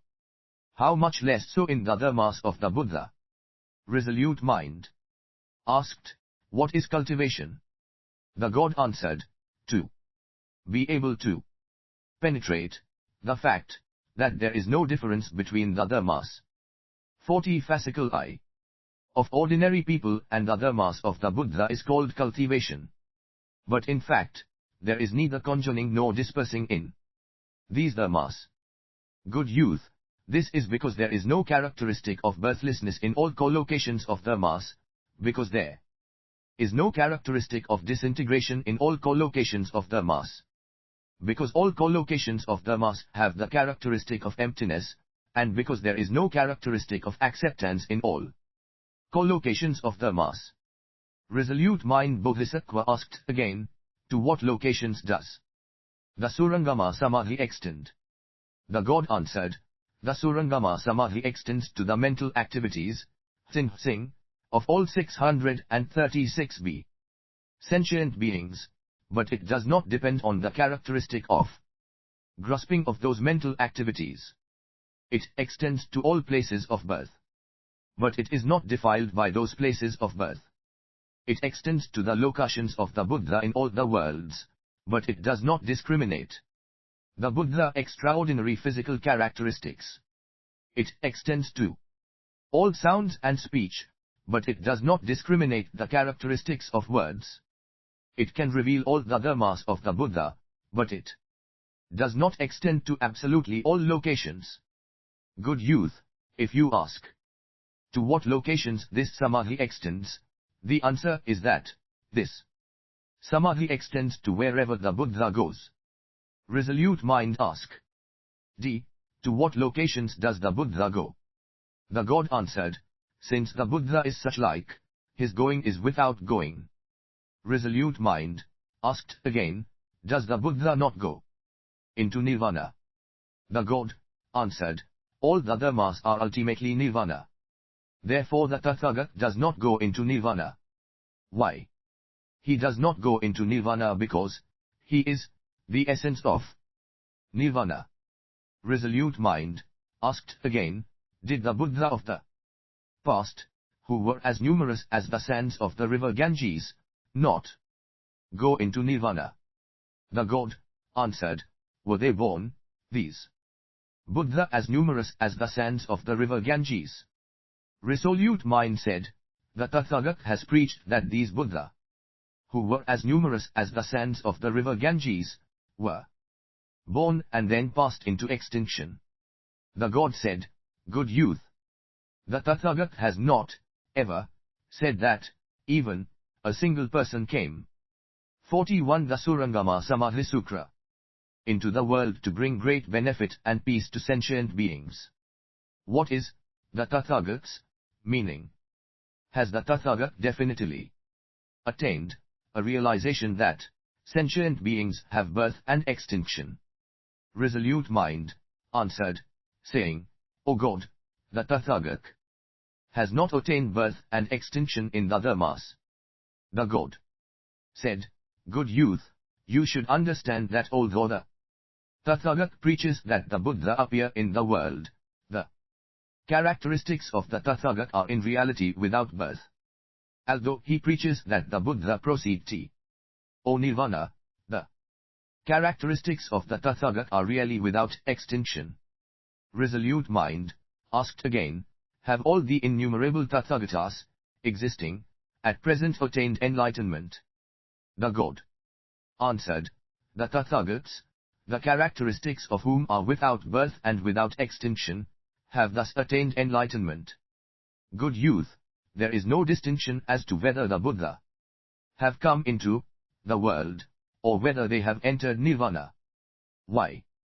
The Tathagats have penetrated the truth that all the Dhammas have the characteristic of extinction. Thus are they called Buddha." Resolute Mind asked another question, "If all the Dhammas are ultimately extinguished, how can the characteristic of Nirvana be penetrated?" The God answered, "If all the Dhammas are ultimately extinguished, this is identical to the characteristic of Nirvana, and likewise with the penetration of that characteristic. Good youth, the Tathagats do not come into the world on the basis of birth, residing, and extinction. The absence of birth, residing, and extinction is called coming into the world of the Buddha." Resolute Mind asked, "Is it because you reside in the Surangama Samadhi that you are able to preach this way?" The God answered, "Good youth, what do you think? When the Tathagat transforms himself into a human, in what dhammas does he reside while preaching?" Resolute Mind answered, saying, "He is able to preach by utilizing his divine power as a Buddha." The God asked again, "In what location does the Buddha reside when he transforms 636 see himself into a human?" Resolute Mind answered, "The Buddha 42 fascicle I transforms himself into a human while residing in the non-dual supernormal powers." The God said, "Just as the Tathagat resides in the non-residing dhammas while he transforms himself into a human, so does the human thus transformed also reside in the non-residing dhammas while preaching." Resolute Mind said, "If there is no place of residing, how can there be preaching?" The God said, "Just as there is no place of residing, so it is with preaching." Resolute Mind asked again, "How can a bodhisattva be sufficient in the discriminative ability to preach pleasantly?" The God answered, "The bodhisattva uses neither the characteristic of self, nor the characteristic of other, nor the characteristic of them, yet there is preaching. This is called being sufficient in the discriminative ability of joyous preaching. In accordance with such preaching of the Dhamma, neither the characteristics of words nor the characteristics of the Dhamma are extinguished. If one thus preaches without using dualities, this is called being sufficient in the discriminative ability of joyous preaching. Also, good youth, if the bodhisattva does not dispense with the phantasmagorical characteristics of the dhammas and does not reject the characteristics of echoes among the sounds, this is called being sufficient in the discriminative ability for joyous preaching. Also, just as the letters, sounds, and words are without place, without location, without interior, and without exterior, but are based on a multiplicity of conditions and exist without any place of residing, so, in truth, are all the dhammas, which are without place, without location, without interior, and without exterior, and without any place of residing. The dhammas are without past, future, and present. They cannot be expressed with letters and words. They must be penetrated within oneself, yet there is preaching. This is called being sufficient in the discriminative ability of joyous preaching. It is likened to an echo. All the sounds are preached in accordance with the characteristics of echoes. Resolute mind asked, what is the meaning of in accordance with, Sui? The god replied, good youth, the meaning of in accordance with is in accordance with space, just as there is nothing that is in accordance with space, so. 43 The Surangama Samadhi Sutra. Is there nothing that is in accordance with the dharmas, or with the preaching of the dharmas? The dharmas are without comparison, without metaphors or similes. It is said to be in accordance with, in order that there may appear to be the attainment of realization. At this time the world-honored one praised the god, saying, excellent, excellent. It is as you have preached. Ed. Bodhisattva should not become afraid regarding this. Why? If there were being in accordance with, there would be no attainment of unsurpassable and perfect enlightenment. Resolute mind Bodhisattva addressed the Buddha, saying, world-honored one, from which Buddha land did the god manifest mind come? The god said, why do you ask? Resolute mind answered, I would like to do reverence in the direction of that land, since it is the location in which this Bodhisattva wanders and resides. The god answered, one who attains this Surangama Samadhi will be personally reverenced by all the gods and people of all the worlds. At this time the Buddha told resolute mind Bodhisattva, the God manifest mind has come here from the wondrous joy world of Aksobhya Buddha. There does he always preach the Surangama Samadhi. Resolute mind, all the Buddha never failed to preach the 637 Surangama Samadhi. Resolute mind, this God manifest mind will achieve the enlightenment of Buddhahood in this Saha world. He wishes to eradicate the 5 tainted wrongs prevalent in this world, to teach sentient beings in the pure Buddha land, and he has come here in order to increase his practice of the Surangama Samadhi. Resolute mind said to the Buddha, when will this God achieve the enlightenment of Buddhahood in this world? What will be his title? And what will be the name of his world? The Buddha said, after the extinction of 1,000 Bud has during this good eon, 62 eons will pass without the Buddha. There will only be 100,000, 10,000, 100 million Pratyeka Buddha during this time. The sentient beings during this period will plant good roots, so that this God will be able to achieve 44 Fascicle I Buddhahood after the end of these 62 eons. His title will be King praised for pure brilliance Tathagak. The world at that time will be named Pure Vision. At that time King praised for pure brilliance Tathagak will be able to make the minds of sentient beings attain purity. The minds of the sentient beings of that world will not be obscured by greed, anger, and stupidity, but will attain pure faith in the Dharma and will all practice good dharmas.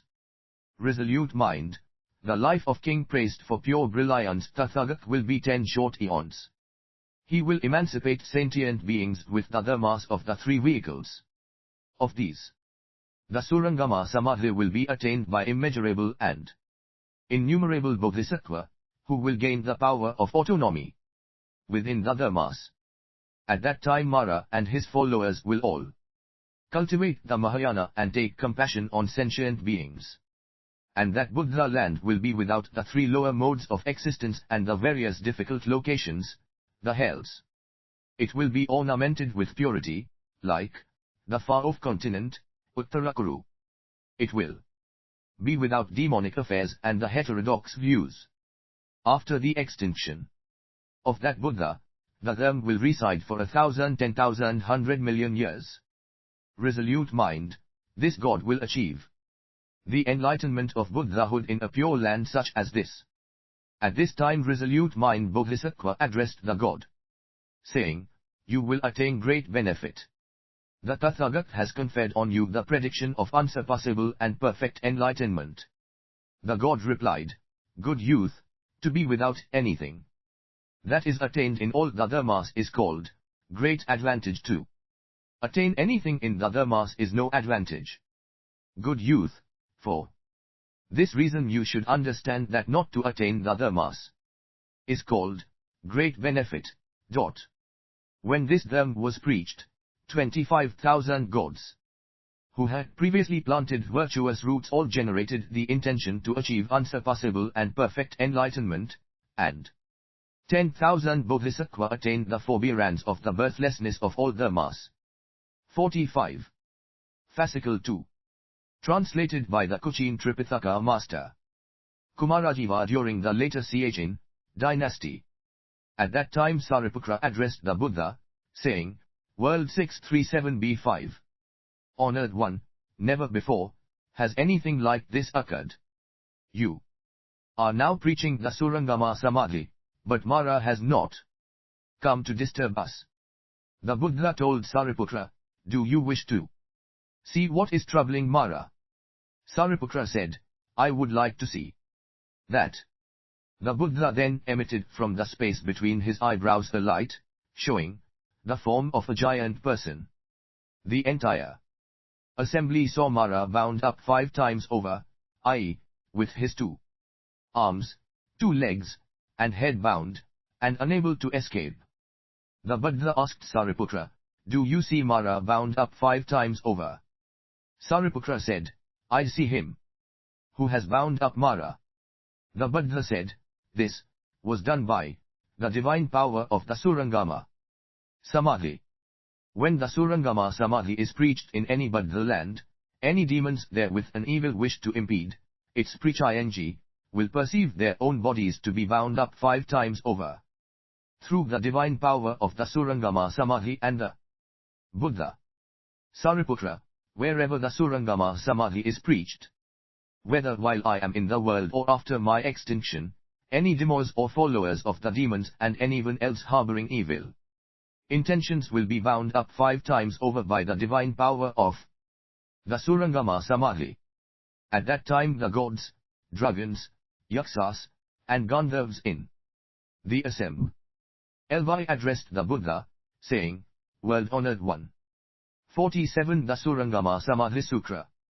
Our minds are without doubt regarding this Samadhi. We will not impede its preaching, because we do not wish to see ourselves bound up 5 times over. World-honored one, because of our reverence for this Samadhi, we will all go and protect anyone who preaches this dharma, so that the Samadhi will then inspire them to generate the thought of the world-honored one. The Buddha told the gods and dragons, because you have pledged to do this, you will attain emancipation from the 12 bonds of mistaken views. What are these 12? These are the 12, the bond of the view of self, the bond of the view of sentient beings, the bond of the view of lifespan, the bond of the view of person, the bond of the view of eradication, the bond of the view of permanence, the bond of the view of personal action, the bond of the view of personal possession, the bond of the view of being, the bond of the view of non-being, the bond of the view of discrimination into this and that, and the bond of the view of the dharmas. You should understand that any sentient being who wishes out of anger to damage the Buddhist dharma resides in these 12 bonds of mistaken views. If a person has faithful understanding and is obedient and not contrary to the dharma, he will attain emancipation from these 12 bonds of mistaken views. Sariputra then addressed the Buddha, saying, World Hon 637c Odd 1, is Mara now able to hear you preach the name of the Surangama Samadhi, as we can?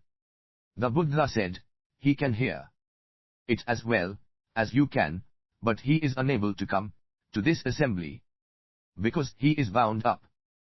Sariputra said, why do you not use your divine power to make Mara unable to hear the preaching of the name of the Surangama Samadhi. The Buddha said, cease. Do not say that. Even if worlds as numerous as the sands of the river Ganges were filled with a great fire, and even hearing the preaching of the Surangama Samadhi should be able to escape. Why? I say that merely to hear the preaching of the Surangama Samadhi is to attain great benefit, superior to attaining the 4 states of dhyana or the 4 Brahma Vihras. Sariputra, because Mara can hear the preaching of the name of the Surangama Samadhi, there 48 fascicle 2 now will form the causes and conditions for his escape from the entire predicament, let all the affairs of being Mara. If he is bound up but able to hear, he should also be able to attain emancipation from the 12 bonds of mistaken views. It is for this reason, Sariputra, 30 evil persons of heterodox views who have entered the web of demons should be able to hear this Surangama Samadhi. How much more so those who are pure of mind and who joyfully wish to hear. At 30 time there was in the assembly a bodhisattva named, practicing non-defilement in Mara's realm, who addressed the Buddha, saying, thus it is, world-honored one. I should now manifest myself in Mara's realm and with my autonomous divine power cause him to reside in the Surangama Samadhi. The Buddha said, as you wish. Practicing non-defilement in Mara's realm, Bodhisattva then suddenly disappeared from the assembly and reappeared in Mara's palace, where he said to Mara, why do you not listen to the Buddha preaching the Surangama Samadhi? Innumerable sentient beings have generated the intention to achieve insurpassable and perfect enlightenment and are escaping your realms. They are also helping others to become emancipated and escape your realms. Mara replied, I hear the Buddha preaching the name of the Surangama Samadhi, but I have been bound up 5 times over and am unable to attend. That is, my 2 arms, 2 legs, and head are bound. The Bodhisattva asked the Mara again, who has bound you? Mara replied, just as I decided to go disrupt those listening to the preaching of the Surangama Samadhi, I was bound up 5 times over. Thereupon, I thought, the Buddha and Bodhisattva have great virtue. 30 is impossible to disrupt. If I go, I will be myself destroyed, not simply bound up and kept in this palace. When I had this thought, I was released from my 5-fold bonds. The Bodhisattva answered, thus it is that all ordinary persons, in their discriminative thinking, mistakenly grasp at characteristics, making themselves bound. Their bonds exist because they think actively and theorize argumentatively, their bonds exist. 49 The Surangama Samadhi Sutra. Because they see, hear, perceive, and know. Here there actually is no being bound and emancipated. Why? Because the dharmas are without bonds and are fundamentally emancipated, and because the dharmas are without emancipation and are fundamentally without bonds, therefore the dharmas permanently possess the characteristic of emancipation, and, therefore sentient beings are permanently without stupidity. The Tathagat preaches the 638th Dharma using this teaching. Any sentient being who understands the meaning of this and energetically strives in order to achieve emancipation will attain emancipation from all bonds. At that time there were in Mara's assembly 700 goddesses who scattered heavenly flowers, incense, and necklaces before practicing non-defilement in Mara's realm Bodhisattva, and then said, when will we attain emancipation from Mara's realm? The Bodhisattva answered, you will attain emancipation when you are able not to destroy your bonds to Mara. They inquired, what are our bonds to Mara? He replied, the 62 mistaken views. If you do not destroy the mistaken views, you will attain emancipation from your bonds to Mara. The goddesses said, "How can you say that we will attain emancipation by not destroying our bonds to Mara?" The Bodhisattva answer, "Arayed, the mistaken views are fundamentally without coming and without going. If you understand the characteristic of the non-coming and non-going of the views, then you will attain emancipation from your bonds to Mara. The mistaken views are neither being nor non-being, so, if you do not discriminate being and non-being, then you will attain emancipation from your bonds to Mara. To be without views is the correct view, but such a correct view is not correct and heterodox. If you understand them to be not correct and heterodox, without action and without influence, then you will attain emancipation from your bonds to Mara. If you understand that these mistaken views are neither within, nor without, nor in any intermediate location, and if you thus do not think about the mistaken views any more, then you will attain emancipation from your bonds to Mara." On hearing this teaching, 50 Fascicle 2. The 700 goddesses attained the forbearance of accordance with the dharmas, and said, "We also should practice non-defilement in Mara's realm and save everyone who has been bound by Mara." Practicing non-defilement in Mara's realm, Bodhisattva then said to Mara, "Your attendants have generated the intention to achieve insurpassable and perfect enlightenment. What are you going to do?" Mara replied, "I am bound up 5 times over and do not know what to do." The Bodhisattva replied, "You should generate the intention or achieve insurpassable and perfect enlightenment, so that you attain emancipation from these bonds." Through their compassion for Mara, the goddesses then said in unison, "You should definitely generate the intention to achieve insurpassable and perfect enlightenment. Do not create thoughts of fear where there is peace. Do not create thoughts of suffering in the midst of happiness. Do not create thoughts of bondage in emancipation." Mara then decided to try deceit, saying to the goddesses, "If you give up the intention to achieve enlightenment, I will then generate the intention to achieve enlightenment." Using the power of expedient means, the goddesses then said to Mara, "We have all given up the intention to achieve enlightenment. You should now generate the intention to achieve insurpassable and perfect enlightenment." If a single bodhisattva generates the intention to achieve enlightenment, then all bodhisattva will have the same intention. Why? The minds of bodhisattva are without distinction, they are all universally equivalent with regard to the minds of sentient beings. Mara then said to practicing non-defilement in Mara's realm 638b, "Bodhisattva, I will now generate the intention to achieve insurpassable and perfect enlightenment. Because of the good roots of merit of this action, release my bonds." When he finished saying this, he saw himself released from his bonds. Using his supernormal power, practicing non-defilement in Mara's realm, Bodhisattva then emanated a great brilliance, revealing his pure and wondrous body and illuminating Mara's palace. Mara saw that his own body was without brilliance, like an ink spot. 51 The Surangama Samadhi Sutra. 200 goddesses within Mara's assembly, being deeply attached to lustful desire, generated a defiled feeling of love upon seeing the beauty of the Bodhisattva body. They said, "If you could stay with us, we would all follow your teachings."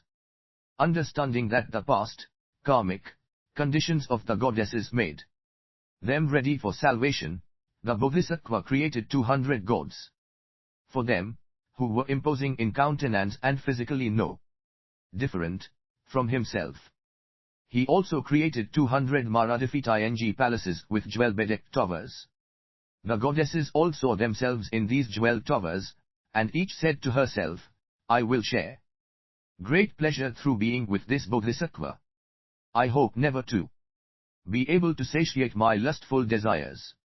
All of them generated a profound reverence for the Bodhisattva, who then preached the Dhamma for them according to their needs, so that they all generated the intention to achieve insurpassable and perfect enlightenment. At that time, practicing non-defilement in Mara's realm, Bodhisattva said to Mara, you may approach the Buddha. Mara thought, my bonds have been released, so I can approach the Buddha and disrupt his preaching of the Dhamma with his attendants all round. Mara then approached the Buddha and said, World Honored One, do not preach this Surangama Samadhi anymore. Why? When you preached this Samadhi, my body was immediately bound up 5 times over. I beseeched the Tathagat to preach about something else. Resolute mind Bodhisattva then addressed Mara, who released your bonds? He answered, practicing non-defilement in Mara's realm, Bodhisattva released my bonds. Resolute mind asked, what did you do such that your bonds were released? Mara answered, I generated the intention to achieve insurpassable and perfect enlightenment. At that time the Buddha told resolute mind Bodhisattva, because Mara generated the intention to achieve insurpassable and perfect enlightenment in order to have his bonds released, his intentions were not pure. Thus it is, resolute mind, that in the last period of 500 years after my extinction there will be many monks who will generate the intention to achieve insurpassable 52 fascicle 2 and perfect enlightenment for their own benefit and with impure intentions.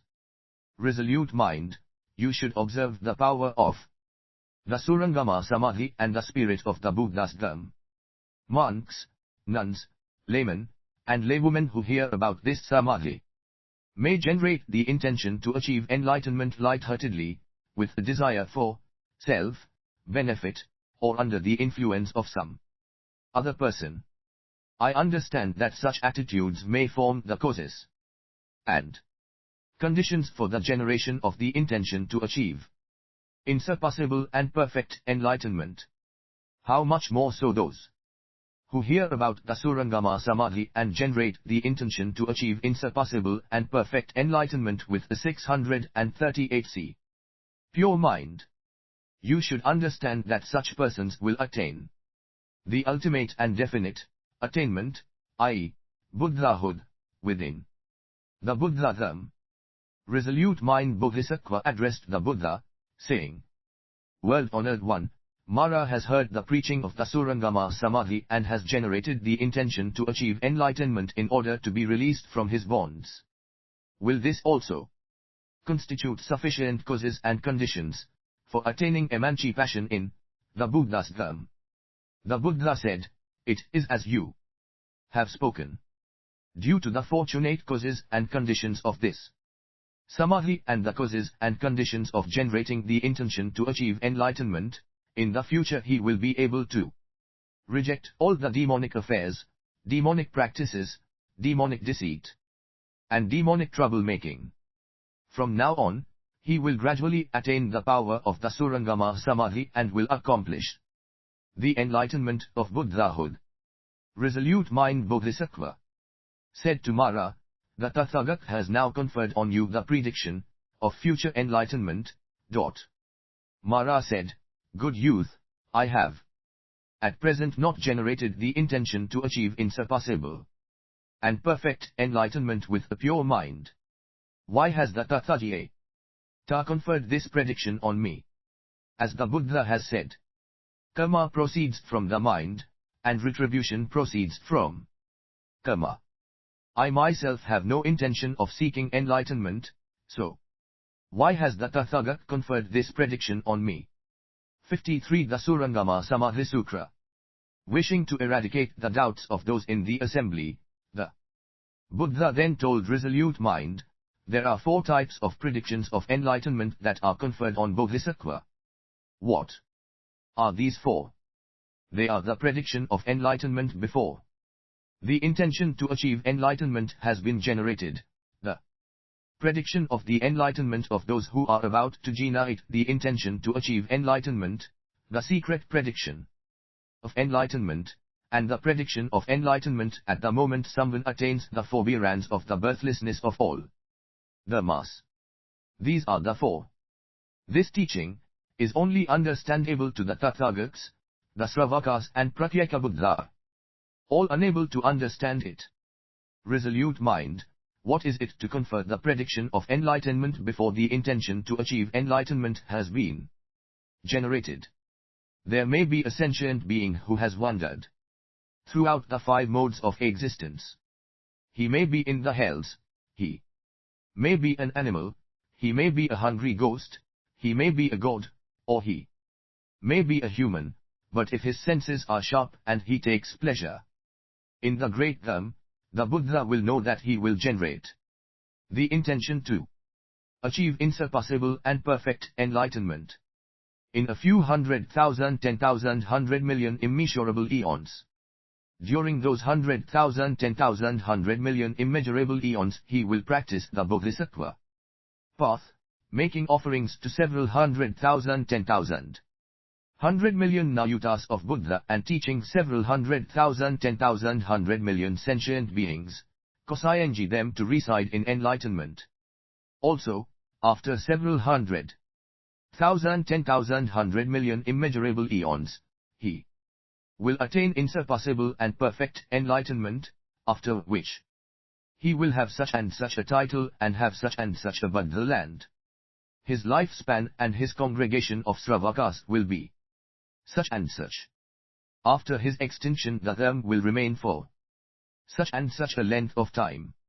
The Buddha told resolute mind. The Tathagats are able to understand all such things, even in cases exceeding this one. This is called conferring the prediction of 54 Fascicle 2. Enlightenment before the intention to achieve enlightenment has been generated.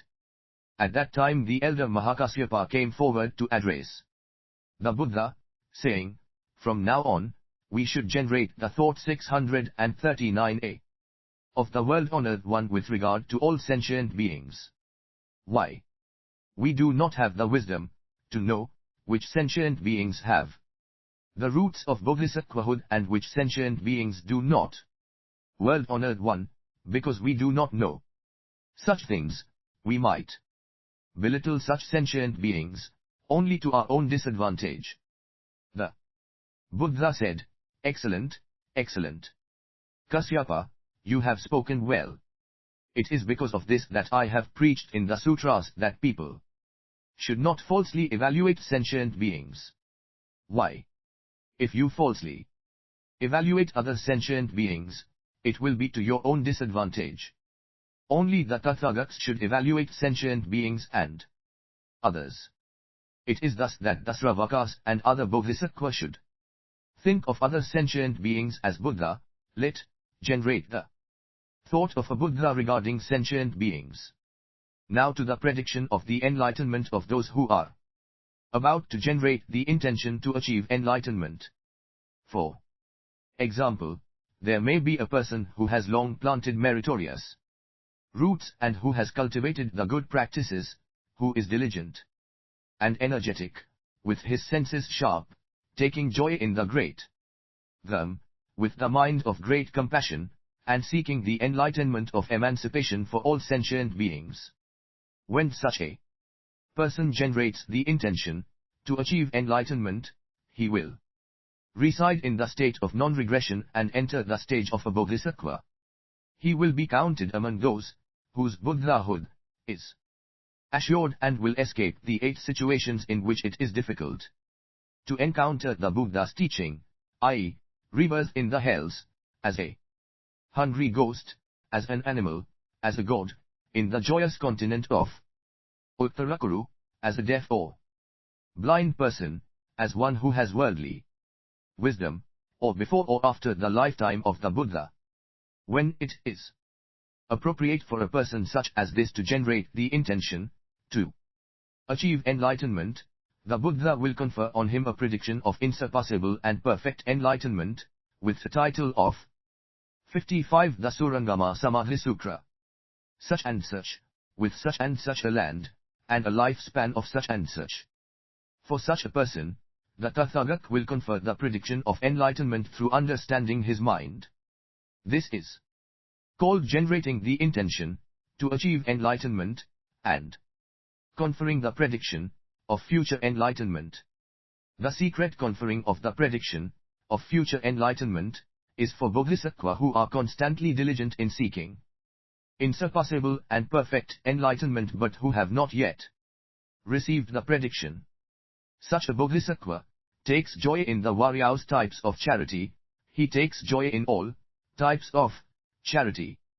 He has a firm understanding of the Dharma, maintains the precepts without omission, and generates profound ornamentation. He has great power of forbearance and empathy with sentient beings. With diligence and energy, he seeks the various good dharmas.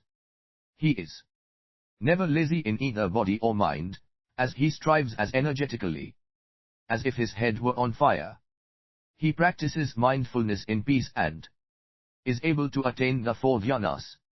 He seeks wisdom joyfully and practices the enlightenment of Buddhahood. Alone does he practice the 6 perfections, and he has the characteristic of achieving Buddhahood.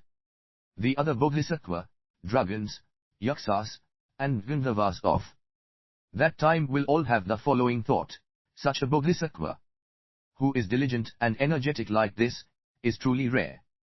How long will it take him to attain insurpassable and perfect enlightenment? What will his title be? What will his land be called? What will be the size of his assembly of Sravakas? In order to eradicate the doubts of these sentient beings, the Buddha confers the prediction, so that the entire assembly is able to hear it. Only the Bodhisattva himself is unable to hear it, because of the Buddha's divine power. All the other sentient beings are made to know the Bodhisattva title as a Buddha, the name of his land, and the size of his assembly of Sravakas. All their doubts are resolved, and they think of him, generate thoughts regarding him, as a world-honored. 639b1. But the Bodhisattva himself does not know whether he has already received the prediction of future enlightenment, or not. 56. Fascicle 2. This is the secret reception of the prediction of future enlightenment of Bodhisattva. The present reception of the prediction of future enlightenment is for Bodhisattva who have long accumulated good roots, with unremitting, true perception, constantly cultivating pure practices and contemplating the emptiness of selflessness. Such a Bodhisattva attains the forbearance of the birthlessness of all dharmas. Knowing that such a person's virtue and wisdom are sufficient, the Buddha confers the prediction of future enlightenment upon him in the presence of a great assembly of all the gods, humans, demons, Brahma gods, monks, and Brahmins. Saying, good youth, you will attain Buddhahood after passing through several 100,000, 10,000, 100 million eons. Your title will be such and such. Your land will be such and such. Your congregation of Sravakas and your longevity will be such and such. At that time innumerable people will be inspired by his example to generate the intention to achieve insurpassable and perfect enlightenment. After receiving the prediction of future enlightenment, in the presence of the Buddha, the Bodhisattva body will ascend into space, to the height of 7 tola trees.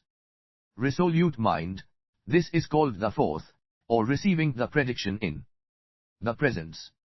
Resolute mind Bodhisattva then addressed the Buddha, saying, are there any Bodhisattva in the present assembly who have received the prediction of future enlightenment in these 4 ways? The Buddha answered, there are. Resolute Mind asked, World-honored one, who are they? The Buddha said, Lion King. Bodhisattva, son of the layman enjoys desires, received the prediction of future enlightenment before he generated the intention to achieve enlightenment. In the same fashion, innumerable Bodhisattva of other worlds have received the prediction of future enlightenment before they generated the intention to achieve enlightenment. There are also Serene Extinction Bodhisattva, them Prince Great Merit Bodhisattva, them Prince Manjushri Bodhisattva, and innumerable other Bodhisattva, upon whom the 57 the Surangama Samadhi Sutra prediction of future enlightenment was conferred when they were ready to generate the intention to achieve enlightenment. They all reside at the stage of non-regression. Here also are wise Valyanse Bodhisattva and beneficial mind Bodhisattva. There are innumerable Bodhisattva like them, who have had the prediction of future enlightenment conferred on them secretly.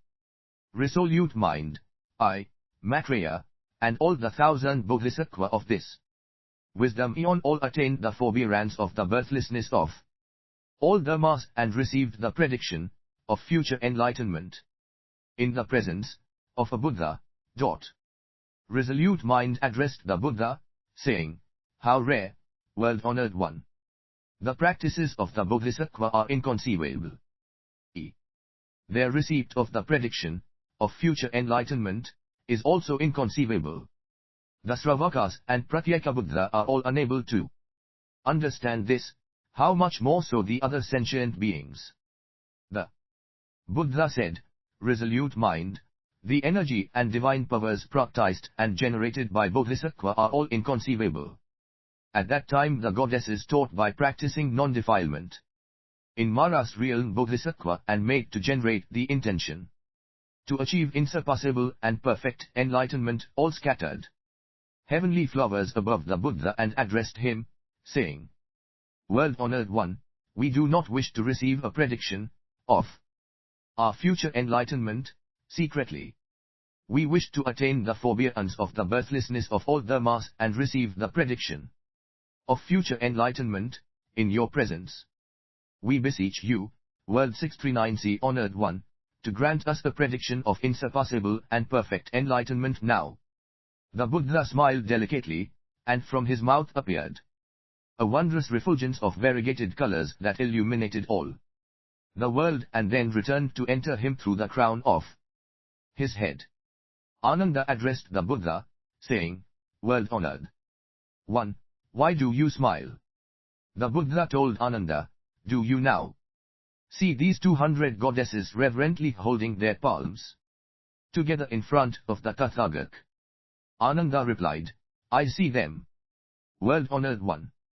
The Buddha said, Ananda, these goddesses 58 fascicle 2 have already deeply planted good roots before 500 Buddhas of the past.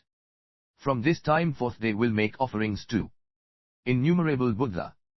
After 700 immeasurable eons, they will all achieve Buddhahood and have the titles of pure king. Such and such. Ananda, after the end of these goddesses' lifetimes, they will be converted to the form of human females and be born in the Tosita heaven, where they will make offerings to and serve Maitreya Bodhisattva. At 30 time, when Mara heard 30 the goddesses had already received a prediction of future enlightenment, he addressed the Buddha, saying, World-honored one, I am now unable to exercise autonomy over my own attendants, because they have heard you preach the Surangama Samadhi. How much less my power over others who have also heard.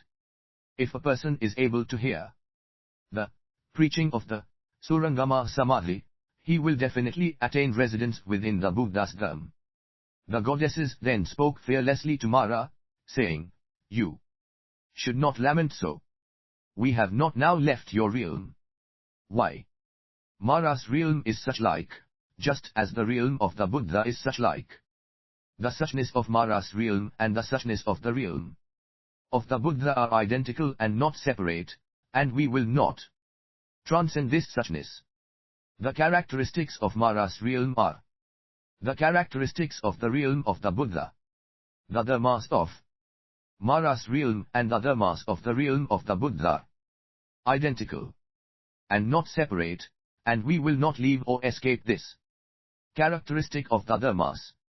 Mara's realm is without any fixed dharmas. 30 can be manifested, likewise is the realm of the Buddhas without any fixed dharmas. 30 can be manifested. Mara's realm and the realm of the Buddha are not different and not separate, and we will not leave or escape this characteristic of the dharmas. Therefore, you should understand 30 all the dharmas are indeterminate.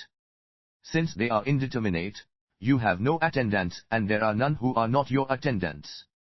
At 30 time Mara became despondent and distraught and wished to return to his heaven, but practicing non-defilement in 59 the Surangama Samadhi Sutra. Mara's realm Bodhisattva addressed him, saying, "Where do you wish to go?" Mara said, "I wish to return to the palace where I reside." The Bodhisattva said, "You may be in your palace without leaving this assembly," and Mara then saw himself within his own palace. The Bodhisattva said, "What do you see?" Mara replied, "I see myself within my own palace. The pleasant grove, garden, and lake are mine." The Bodhisattva said, "You may now donate them to the Tathagata." Mara said, "So it shall be." When he said this, he saw the Tathagata, Sravakas, Bodhisattva, and the entire great assembly within the palace listening to the 640 a preaching of the Surangama Samadhi. Ananda then addressed the Buddha, saying, "World-honored one, in the present location, which has just been donated to you, you are preaching the Surangama Samadhi. Previously, you attained enlightenment after being given food of the blessings received by the two donors, which is greater?" The Buddha said, "Ananda, after food was given to me, I achieved insurpassable and perfect enlightenment. After I ate, I turned the wheel of the them. After I ate, I preached the Surangama Samadhi. There is no distinction among the blessings derived from these three offerings of food. Ananda, where was I when I attained insurpassable and perfect enlightenment? You should understand that that location was the Vajrasana. All the Buddha of the past, future, and present attain the enlightenment of Buddhahood within the Vajrasana. Wherever they are, they preached the Surangama Samadhi identically and without any difference. It is the same with the locations in which the scriptures are recited or copied. Ananda, as to the offering of food to me prior to the first turning of the wheel of the them, if a them master recites or preaches this Surangama Samadhi after receiving an offering of food, the blessings accruing from these two offerings will be identical and not different. Also, Ananda, as to when I reside in the monastery and use the 18 types of supernormal transformations to lead sentient beings to emancipation, if someone recites or preaches this Surangama 60 fascicle 2 Samadhi in another monastery, after receiving an offering of food, the blessings accruing from these two offerings will be identical and not different. Ananda then said to Mara, "You have attained great benefit, since you have been able to donate your palace and have had the Buddha reside therein." Mara said, "This was the effect of the compassionate power of practicing non-defilement in Mara's realm." Bodhisattva. Resolute mind Bodhisattva addressed the Buddha, "World-honored one, this autonomous mastery of divine power of practicing non-defilement in Mara's realm Bodhisattva, is it due to his residence in the Surangama Samadhi?" The Buddha said, "Resolute mind, it is as you have said. This Bodhisattva now resides in this Samadhi and is thus able to have autonomous mastery of divine power. He manifests the practice of all the practices of Mara's realm, but is able to remain undefiled by those demonic practices. He manifests pleasure with the goddesses, but is actually never influenced by the evil dharmas of lust. This good youth resides in the Surangama Samadhi and manifests entry into Mara's palace. But his body never leaves my assembly. He manifests amusement in the pleasures of Mara's realm, but teaches sentient beings with the dharma of the Buddha. Resolute mind Bodhisattva addressed the Buddha, saying, World-honored one, you reside in the Surangama Samadhi and are able to manifest various types of autonomous divine power. How excellent this is, world-honored one. Could you explain this briefly? The Buddha said, Resolute mind, I am now residing in the Surangama Samadhi throughout the Trichiliocosm, in the 100 million worlds, beneath the fourfold heavens, the 100 million suns and moons, the 100 million places of the heavenly kings, the 100 million heavens of the 33, the 100 million yum heavens, the 100 million tosita heavens, the 100 million joyous heavens, the 100 million autonomous transformation of others, pleasures, heavens. 61 The Surangama Samadhi Sutra, etc., up until the 100 million ultimate in materiality. 640b heavens, the 100 million Mount Sumerus, and the 100 million great oceans, all of which is called the Trichiliocosm. Resolute mind, I reside in the Surangama Samadhi.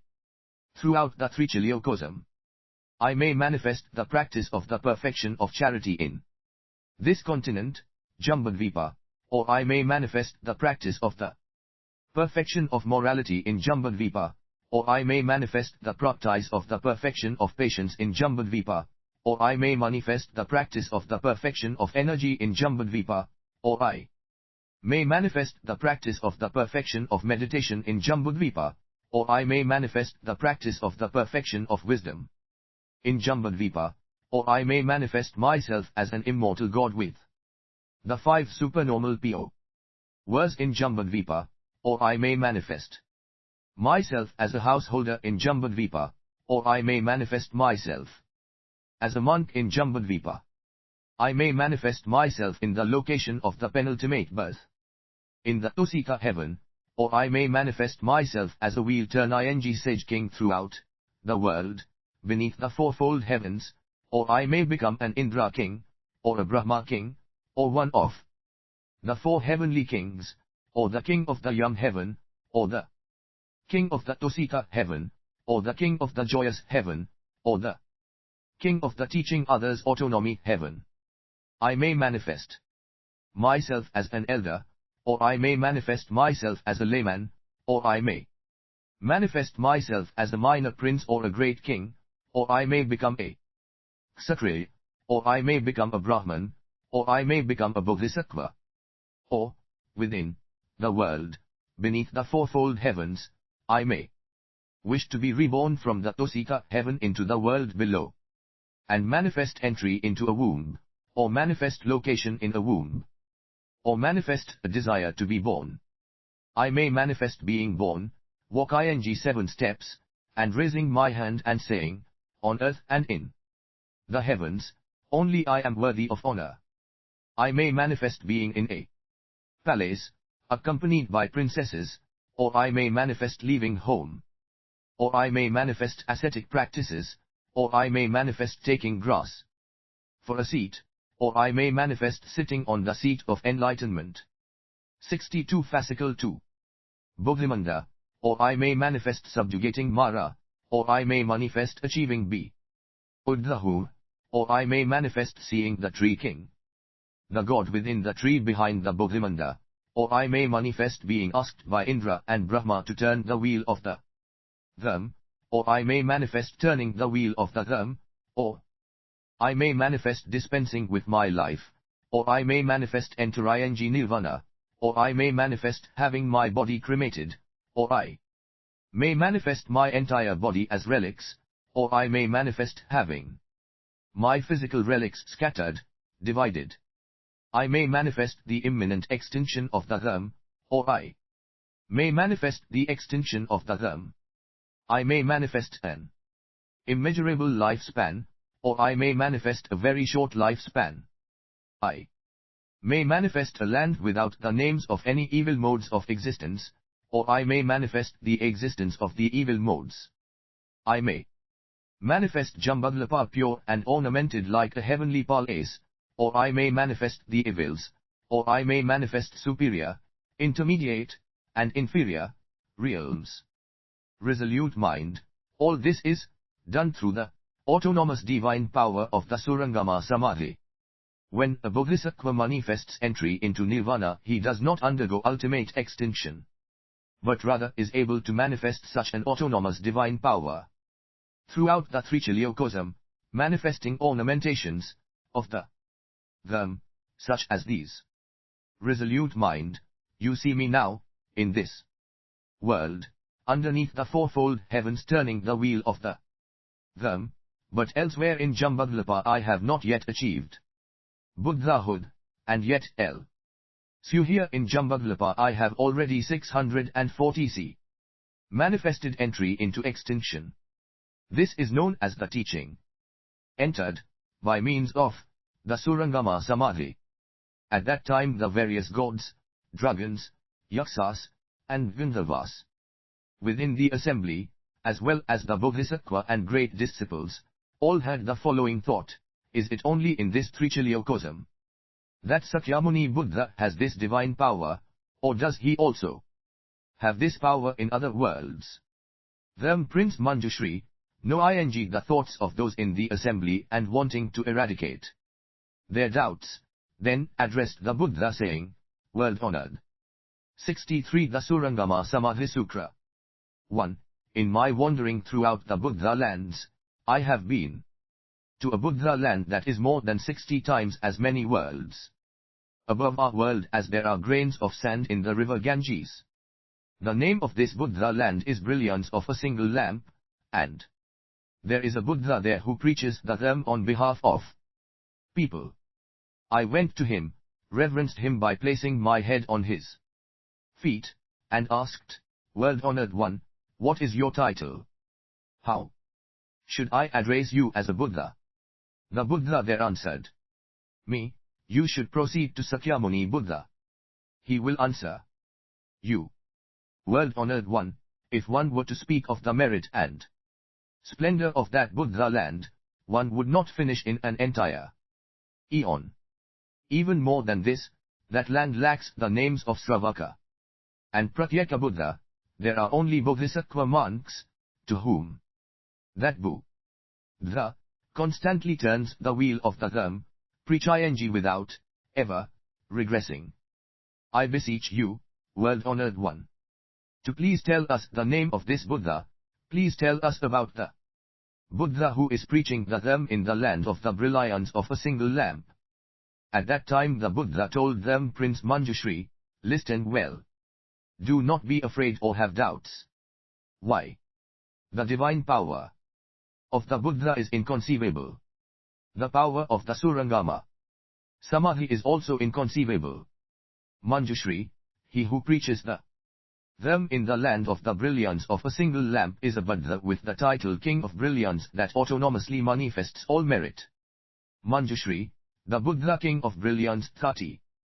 Autonomously manifests all merit of that land of the brilliance of a single lamp is actually one of my own bodies, which I have manifested in that land through my divine power as a Buddha.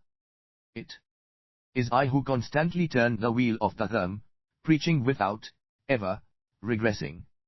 This is a pure land cultivated by me in past lives. Manjushri, you should now understand that I have this divine power throughout the immeasurable and innumerable 110,000 Nayutas of other lands. The Sravakas and Pratyeka Buddha are unable to understand this. Manjushri, this is entirely the power of the Surangama Samadhi. 64 Fascicle 2. The Bodhisattva always manifests his divine transformations in immeasurable worlds, but there is no move him, end or change in the Samadhi itself. Manjushri, it is likened to the sun and moon in their own palaces, which manifest all the cities, towns, and villages without ever moving themselves.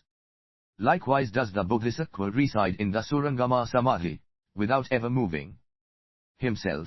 He is able to manifest his bodies throughout the immeasurable worlds, preaching the Dharma according to the pleasure 64 of his congregations. At that time those in the assembly had an experience they had never had before. They all jumped up in great and immeasurable joy, holding their palms together in reverence. The gods, dragons, yaksas, gandharvas, asuras, garudas, kimnaras, and mahoragas scattered pearl flowers, wondrous flowers of variegated colors, incense powders, and unguents about above the Buddha. Meanwhile, performing the dances of their heavens and making offerings to the Tathagat. The disciples took off their upper robes and offered them to the Buddha, and the Bodhisattva then scattered about above the Buddha a mass of wondrously colored flowers the size of Mount Sumeru, as well as various types of incense powders, unguents, and jeweled necklaces, all saying, thus: "It should be, world-honored one, if the Surangama Samadhi is preached somewhere, 30 place should be as firm as Vajra. If someone hears the preaching of this Samadhi, believes in it, recites it, and preaches it for others without their being shocked or afraid, it should be understood that such a person will have the forbearance of adamantine indestructibility. Profoundly residing in his faith, he will be protected by the Buddha. Having extensively planted good roots, he will attain great benefit. Subjugating the demons and enemies, he will eradicate the influence of the evil modes of existence and will be protected by spiritual compatriots. World-honored one, this is how we understand the doctrine 30 the Buddha has preached. If a sentient being hears this Surangama Samadhi and has faith in it, reciting it and understanding its doctrines, preaching it for people and practicing it. 65 The Surangama Samadhi Sutra. According to how you have preached it, then such a person will reside in the Dharma of the Buddha and will attain to the ultimately certain attainment, without regressing.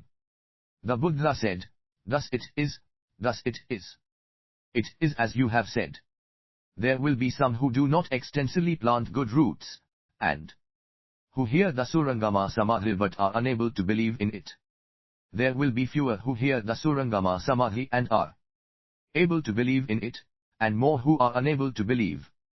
Good youth, there are 4 types of persons who can hear and have faith in this Samadhi. What are these 4? The first are those who have heard this Samadhi from the Buddha in the past. The second are those who are protected by spiritual compatriots and who long for the enlightenment of the Buddha. The third are those with good roots that are deep and wide and who love the great Dharma. The fourth are those who have themselves realized the profound Dharma of the Mahayana. These are the 4 types of persons who are able to believe in a Samadhi such as this. Good youth, there are also arhats who have completed their vows, those who believe and practice as they have been taught, and those who practice the Dharma according to their own understanding. Since these persons believe in and follow my words, they will believe in this Samadhi but not realize it themselves. Why? This Samadhi cannot be understood by any of the Sravakas and Pratyeka Buddha.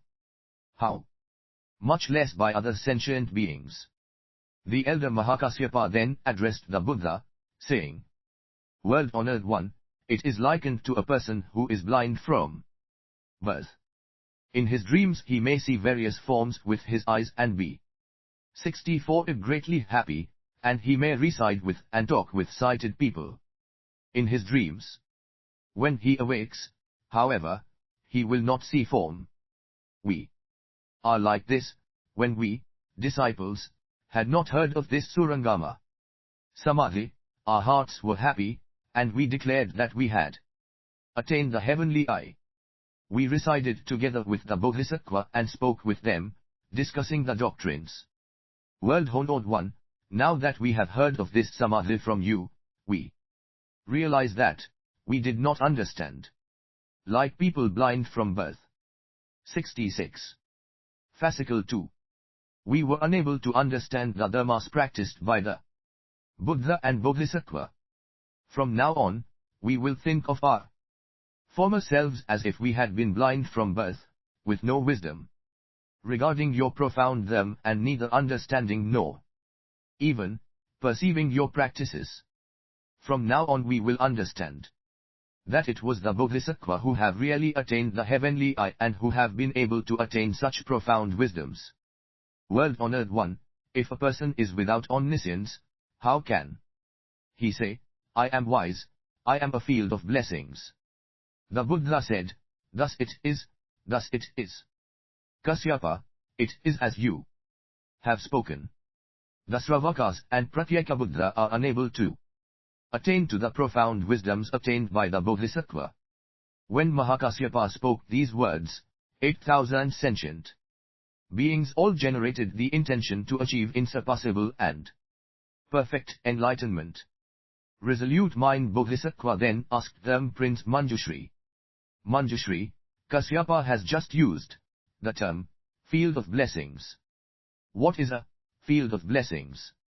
Manjushri said, those who possess the 10 types of practice are called fields of blessings.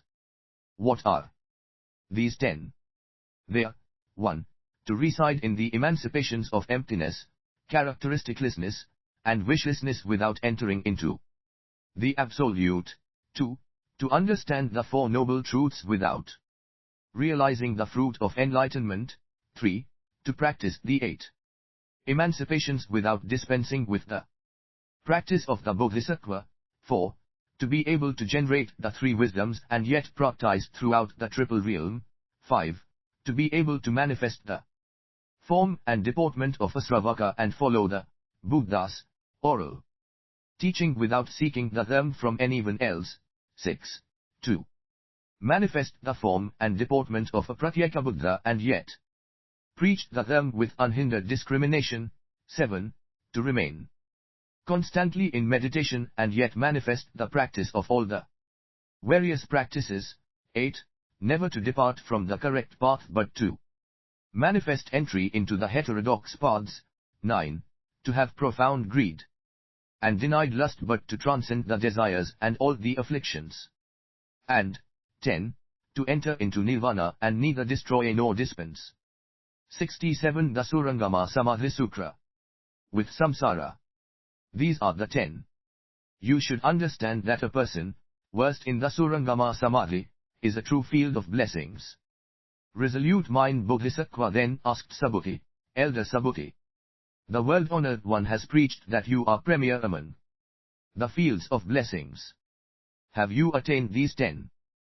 Subhuti said, I do not have even one of them. How could I have all 10? Resolute mind said, why are you called premier among the fields of blessings? Subhuti said, I am not premier among the fields of blessings in the context of the Buddha and Bodhisattva. The Buddha has preached that I am premier in the fields of blessings in the context of the Sravakas and Pratyeka Buddha. Resolute mind, I. 64. I am like the princes of a marginal location who are called kings. If a wheel-turning sage king went to that marginal location, the princes would no longer be called kings, there would then be only that wheel-turning sage king. This is because the virtue of that sage king is particularly wondrous and excellent. Resolute mind. Since there are places in the countries, cities, towns, and villages where there are no Bodhisattva, I may be said to be a field of blessings in that context. However, where the Buddha and Bodhisattva are, I may not be called a field of blessings. The Bodhisattva possess omniscience and are therefore superior to me. At this time, the Buddha praised Subhuti, saying, Excellent, excellent. It is as you have spoken. These are the words of a great disciple who is without arrogance. Resolute mind Bodhisattva then asked them Prince Manjusri. Manjusri, you are said to be well versed, greatly heard, in the Buddhist scriptures. Why are you called well versed? Manjusri said, to hear a single phrase of the Dhamma, to understand within it the 1,000, 10,000, 100,000,000 doctrines, and to explain it extensively for 100,000, 10,000 eons. With one's wisdom and discrimination inexhaustible, this is called well versed. Also, resolute mind Bodhisattva, to listen to and be able to maintain, remember and recite everything preached by all the innumerable Buddhas of the 10 directions, so that there is not a single phrase one has not heard, so that every phrase of 68 fascicle 2. The Dhamma that one hears, one would thus have heard before. And to be able to maintain all the Dhamma 30 one has heard, without forgetting, to be able to preach the Dhamma to sentient beings without there being sentient beings, and without any distinction between self, sentient beings, and the Dhamma being preached, this is called well versed. At 30 time there was in the assembly a Bodhisattva god, named Pure Moon Store, who thought as follows, the Buddha has taught that Ananda was premier in being well versed. But is Ananda well versed in the manner that has just been explained by Manjushri? When he had this thought, he asked Ananda, the Tathagat has taught that you are premier in being well versed. Are you well versed in the manner just explained by Manjushri? Ananda answered, I am not well versed in the manner explained by Manjushri. Pure Moon Store Bodhisattva said, then why did the Tathagat declare you to be premier in being well versed? Ananda answered, I am said to be premier among those disciples of the Buddha who have become emancipated upon following the sounds of the Buddha's teachings. This is not to say that I am premier in being well versed among the Bodhisattva, who have oceans of immeasurable wisdom, unequaled great sagacity, and unhindered discrimination. O God, it is likened to the brilliance of the sun and moon, by which the people of Jambudlapa see the various forms and perceive their own activities. I am like this. However, with the brilliance of the wisdom of the Tathagat one may maintain the dharmas. I am powerless in this regard. You should understand that this is entirely the divine power of the Tathagat. The world-honored one then praised Ananda, saying, Excellent, excellent. It is as you have spoken. You should understand 642a. That all the dharmas which you maintain and recite are all due to the divine power of the Tathagat. Then the Buddha told Pure Moon Store, the dharmas maintained by Ananda are extremely few, those he does not recite are immeasurable and infinite. O God, of the dharmas I attained at my enlightenment, at my place of enlightenment, Bodhimanda, I. 69 The Surangama Samadhi Sutra have preached not even a single 100,000 100,000,000th part. And of those that I have preached, Ananda maintains not even a single 100,000 100,000,000th part. O God, in just a single day and night, I preached the Dhamma to all the Indra gods, Brahma gods, world-protecting kings, gods, dragons, Yaksas, Gandharvas, Asuras, Garudas, Kimnaras, Mahoragas, and Bodhisattva in all the worlds of the 10 directions. With the power of my wisdom I compose verses and preached the sutras, stories, and parables, as well as explanations of the perfections to be practiced by sentient beings. I also preached the dharmas of the Sravaka and Pratyeka Buddha vehicles. The insurpassable vehicle of the Buddha encompasses the teaching of the Mahayana. I decry samsara and praise nirvana. Even if all the sentient beings within Jambudvipa were as well versed as Ananda, they would be unable to maintain all these dharmas for 100,000 eons. O God, because of this, you should understand that the dharmas preached by the Tathagata are innumerable and infinite, and that the portion maintained by Ananda is extremely small. At that point the god Pure Moonstorm proffered to the Tathagata a canopy made of 100,000 flowers of the 7 precious things. The canopy immediately spread out throughout space, imparting a golden color onto all the sentient beings it covered. After proffering this canopy, he said, "Thus it is, world-honored one. With this merit, I beseech you to grant all sentient beings the discrimination to preach the Dharma like you and to be able to maintain the Dharmas like Manjushri, the Dharma prince." The Buddha then realized that this Bodhisattva god longed profoundly for the enlightenment of Buddhahood and conferred upon him a prediction of the achievement of insurpassable and perfect enlightenment, saying, "After 4,400,000 eons, this god will become a Buddha. His title will be Single Treasured Canopy, and his land will be named Ornamented with all the treasures." When the Buddha said this, 200 Bodhisattva became discouraged, thinking, "The Dharma of the Buddha, the world-honored ones, is extremely profound and insurpassable. 70 Fascicle 2. And perfect enlightenment is this difficult to achieve. We will not be able to complete the task. This is worse than if we had just entered Nirvana as Pratyeka Buddha." Why? The Buddha has preached 30. If a Bodhisattva regresses, he will become either a Pratyeka Buddha or a Sravaka.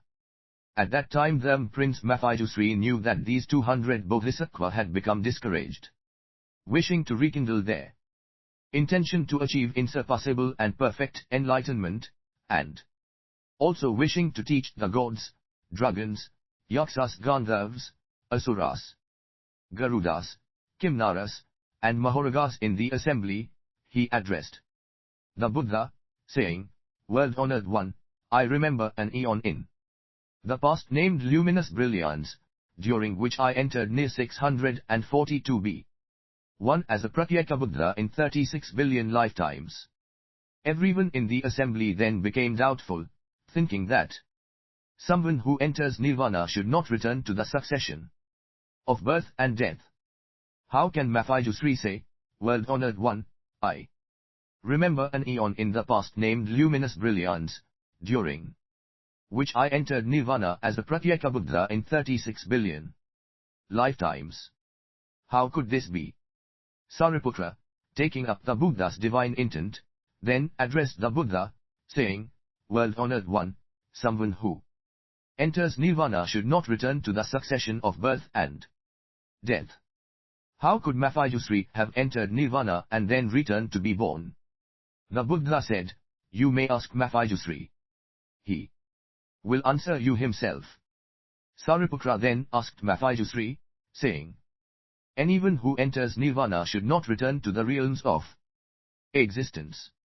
Why did you say, 'World-honored one, I remember an eon in the past named luminous brilliance, during which I entered Nirvana as a Pratyeka Buddha in 36 billion lifetimes'? What do you mean by this?" Mahayana said, "The Tathagata is now in the world. He is the all-knowing one, the all-seeing one, the one who speaks the truth, the one who does not deceive, the one who cannot be deceived by the gods and people of this world. What I have said, the Buddha realizes to be true. If I have spoken incorrectly, then it would be too." 71 The Surangama Samadhi Sutra. Deceive the Buddha. Sariputra, at that time in the luminous brilliance eon, there was a Buddha in the world named Pusya, who entered Nirvana after benefiting the gods and people of that world. The Dharma lasted for 100,000 years after the extinction of Pusya, Buddha. After the extinction of the Dharma, There were sentient beings there who had karmic connections, lit. Causes and conditions, to be saved as Pratyeka Buddha, but even if 100,000 million Buddha had preached them to them, they would not have believed it or accepted it. They could only achieve emancipation through the impact of King, the body and deportment of a Pratyeka Buddha. Since these sentient beings all longed for the enlightenment of Pratyeka Buddha, they would have had no opportunity, lit. Causes and conditions, to plant good roots if no Pratyeka Buddha had appeared. In order to teach those sentient beings, I then declared my body to be that of a Pratyeka Buddha. Throughout all the countries, cities, towns, and villages, everyone knew that my body was that of a Pratyeka Buddha, and I always manifested the physical form and deportment of a Pratyeka Buddha. The sentient beings there had profound reverence, and they all made offerings of food and drink to me. After accepting these offerings, and partaking of them, I considered how their various karmic dispositions, lit. Fundamental conditions, would make them responsive to hearing the Dhamma. After preaching the Dhamma to them, I had my body fly up into the sky, like the king of the geese. Those sentient beings all became very happy at this, bowing their heads in obeisance to me with reverential minds and saying, "We wish that in 642 see the future we may all attain benefit in the Dhamma such as you have." Sariputra, through these causes and conditions immeasurable and innumerable sentient beings planted good roots. When I realized that the people had developed feelings of laziness through offering me food, and were no longer striving for their own enlightenment, I announced to them that the time for my nirvana has arrived. Upon hearing this, 100,000 sentient beings came to where I was, carrying flowers, incense, 72 fascicle 2, and oil. However, when I then entered the meditation of extinction, Nirodha Sampatti, because of my original vow I did not undergo final extinction, even though the sentient beings there said that my life had finished. In order to make offerings to me, they cremated my body with fragrant wood, saying that I had really undergone extinction. I then proceeded to a great city in another country, where I proclaimed myself to be a Pratyeka Buddha. The sentient beings there came with food and drink to make offerings to me, and I manifested the entry into nirvana there, as well. They too said that I had undergone extinction, and they all came to make offerings and to cremate my body. Thus, O Sariputra, did I spend a single small eon. For 36 billion lifetimes I took on the body of a Pratyeka Buddha and manifested entry into nirvana. In those great cities I led 3,600,000,000 sentient beings to salvation using the vehicle of the Pratyeka Buddha. Sariputra, thus does a Bodhisattva use the vehicle of the Pratyeka Buddha to enter nirvana without undergoing permanent extinction. When Manjushri spoke these words, the 6 types of vibrations shook the Trichiliocosm and a brilliant light illuminated everywhere. 8 trillion gods made offerings to them Prince Manjushri, raining heavenly flowers upon him and saying, "This is truly rare. We have today attained great benefit by seeing the Buddha, the world-honored one, by seeing Manjushri, the Dhamma Prince, and by hearing the preaching of the Surangama Samadhi. O world-honored one, Dhamma Prince Manjushri has accomplished such an unprecedented Dhamma. In what Samadhi does he recite that he is able to manifest this unprecedented Dhamma?" The Buddha told the gods, "Manjushri, the Dhamma Prince, is able to accomplish such rare and difficult feats because he resides in the Surangama Samadhi. When a Bodhisattva resides in this Samadhi, he performs the practice of faith for sentient beings, yet does not follow any other faith. He also performs the practice of the Dhamma and with regard to the characteristic of the Dhamma. Neither regresses nor fails in the turning of the wheel of the Dhamma. 73. The Surangama Samadhi Sutra.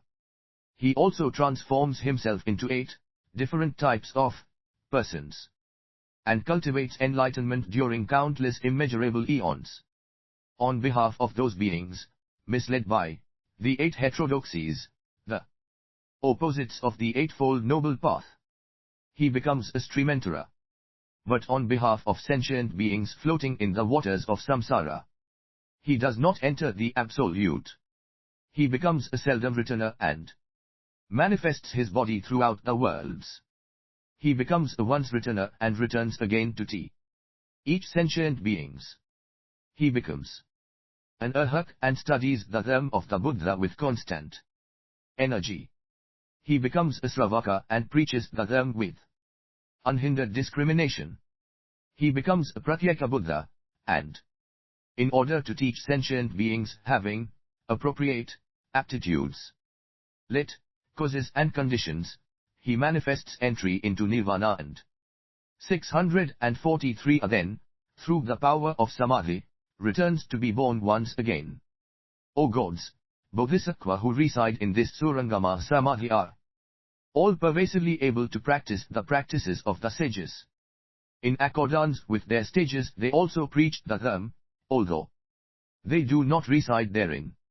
When the gods heard the Buddha preach this doctrine, they all burst into tears, saying, World-honored one, if someone has already entered the rank of Sravaka or Pratyeka Buddha, he must lose forever this Surangama Samadhi. However, O world-honored one, even if someone has committed any of the 5 major transgressions, if he hears the preaching of this Surangama Samadhi, he will become an arhat with his impurities exhausted and without entering into the absolute, i.e., extinction. Why? Even if someone has committed any of the 5 major transgressions, after hearing this Surangama Samadhi and generating the intention to achieve insurpassable and perfect enlightenment, even though his original transgression would ordinarily lead him to being cast into the hells, by the good roots and the causes and conditions of hearing this Samadhi, he will instead achieve Buddhahood. World-honored one, an arhat with impurities exhausted is yet like a broken vessel, because he is permanently unable to receive this Samadhi. World-honored one, it is likened to an offering of ghee, 74 fascicle 2, and honey, which is to be carried in various vessels by many people. One of those people may be careless and break the vessel he is carrying, so that even though he arrives at the location where the ghee and honey is to be donated, it is of no benefit. Although he can satisfy himself, he cannot carry any back to give to others. Another person, who carries a vessel that remains complete and strong, is able to satisfy himself and carry the filled vessel to give to others. The ghee and honey stands for the correct Dhamma of the Buddha. Those who break the vessels they carry, who satisfy themselves without being able to carry any ghee and honey back to give to others, are the Sravaka and Pratyeka Buddha. Those carrying the whole vessels are the Bodhisattva, who are able to satisfy themselves and also carry the Dhamma back to all sentient beings. At this time the 200 Bodhisattva, lit, gods, who were about to regress from the intention to achieve insurpassable and perfect enlightenment, upon hearing the words of these gods, and upon hearing of the inconceivable power of the merit of them, Prince Manjushri experienced a profound intention to achieve insurpassable and perfect enlightenment. Dispensing with their previous inclinations to regress, they addressed the Buddha, saying, We will never forsake this intention, even at the cost of personal injury or loss of life, and we will never forsake all sentient beings. World-honored one, we only wish that we might hear the good roots and causes and conditions of this Surangama Samadhi, and that we might attain the 10 powers of the Bodhisattva. What are these 10? They are 1. The power of firm resolve in the intention to achieve enlightenment. 2. The power to attain profound faith in the inconceivable Dharma of the Buddha. 3. The power to be well versed in and not forget the Dharma. 4. The power to travel tirelessly throughout samsara. 5. The power of resolute great compassion for all sentient beings. 6. The power of resolute equanimity in charity. 7. The power of indestructibility in morality. 8. The power of resolute acceptance in forbearance. 9. The power of wisdom indestructible by demons. And 10. The power of joy of faith. 643b. 75. The Surangama Samadhi Sutra. In the profound Dharmas, the Buddha then told resolute mind, Bodhisattva, you should understand that any sentient beings who hear this Surangama Samadhi and are able to have faith and take joy in it, whether during my presence or after my extinction, will all attain these 10 powers of the Bodhisattva. At that time there was within the assembly a Bodhisattva, named Mind of Name, who addressed the Buddha, saying, World-honored one, those who desire blessings should make offerings to the Buddha. Those who desire wisdom should strive to be well versed in the Dharma. Those who desire favorable rebirth should strive in morality. Those who desire great fortune should perform charity. Those who desire to attain a wondrous physical form should cultivate forbearance. Those who desire discrimination should honor teachers. Those who desire learning should transcend arrogance. Those who desire wisdom should cultivate correct mindfulness. Those who desire joy should dispense with all that is wrong. Those who desire to benefit sentient beings should generate the intention to achieve enlightenment. Those who desire wondrous sounds should cultivate true speech, honesty. Those who desire merit should take pleasure in transcendence. Those who desire to seek the Dharma should associate with spiritual compatriots. Those who desire to practice seated meditation should separate themselves from disturbance. Those who desire understanding should cultivate meditation. Those who desire rebirth in the realms of Brahma should cultivate the unlimited states of mind. Those who desire rebirth as gods or humans should cultivate the 10 forms of good. However, world-honored one, those who desire good fortune, those who desire wisdom, those who desire favorable rebirth, those who desire great fortune, those who desire to attain a wondrous physical form, those who desire discrimination, those who desire learnings, those who desire wisdom, those who desire joy, those who desire to benefit sentient beings, those who desire wondrous sounds, those who desire merit, those who desire to seek the Dharma, those who desire to practice seated meditation, those who desire understanding, those who desire rebirth in the realms. 76. Fascicle 2.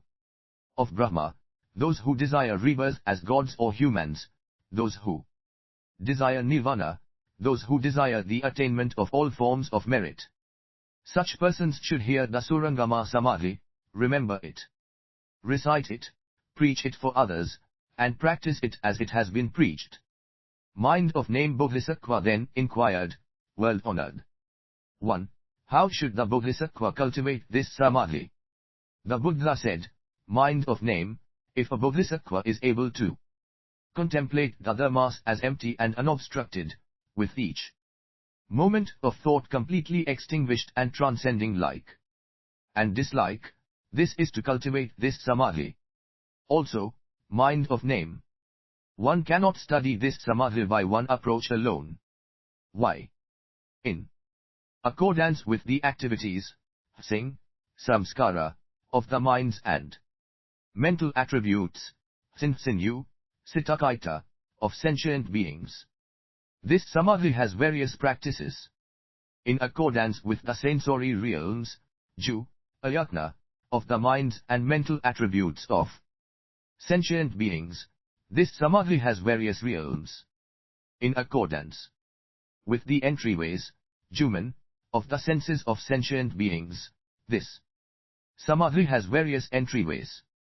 In accordance with the names and forms, Mingse, of sentient beings, Bodhisattva who have attained this Samadhi also manifest a variety of names and forms.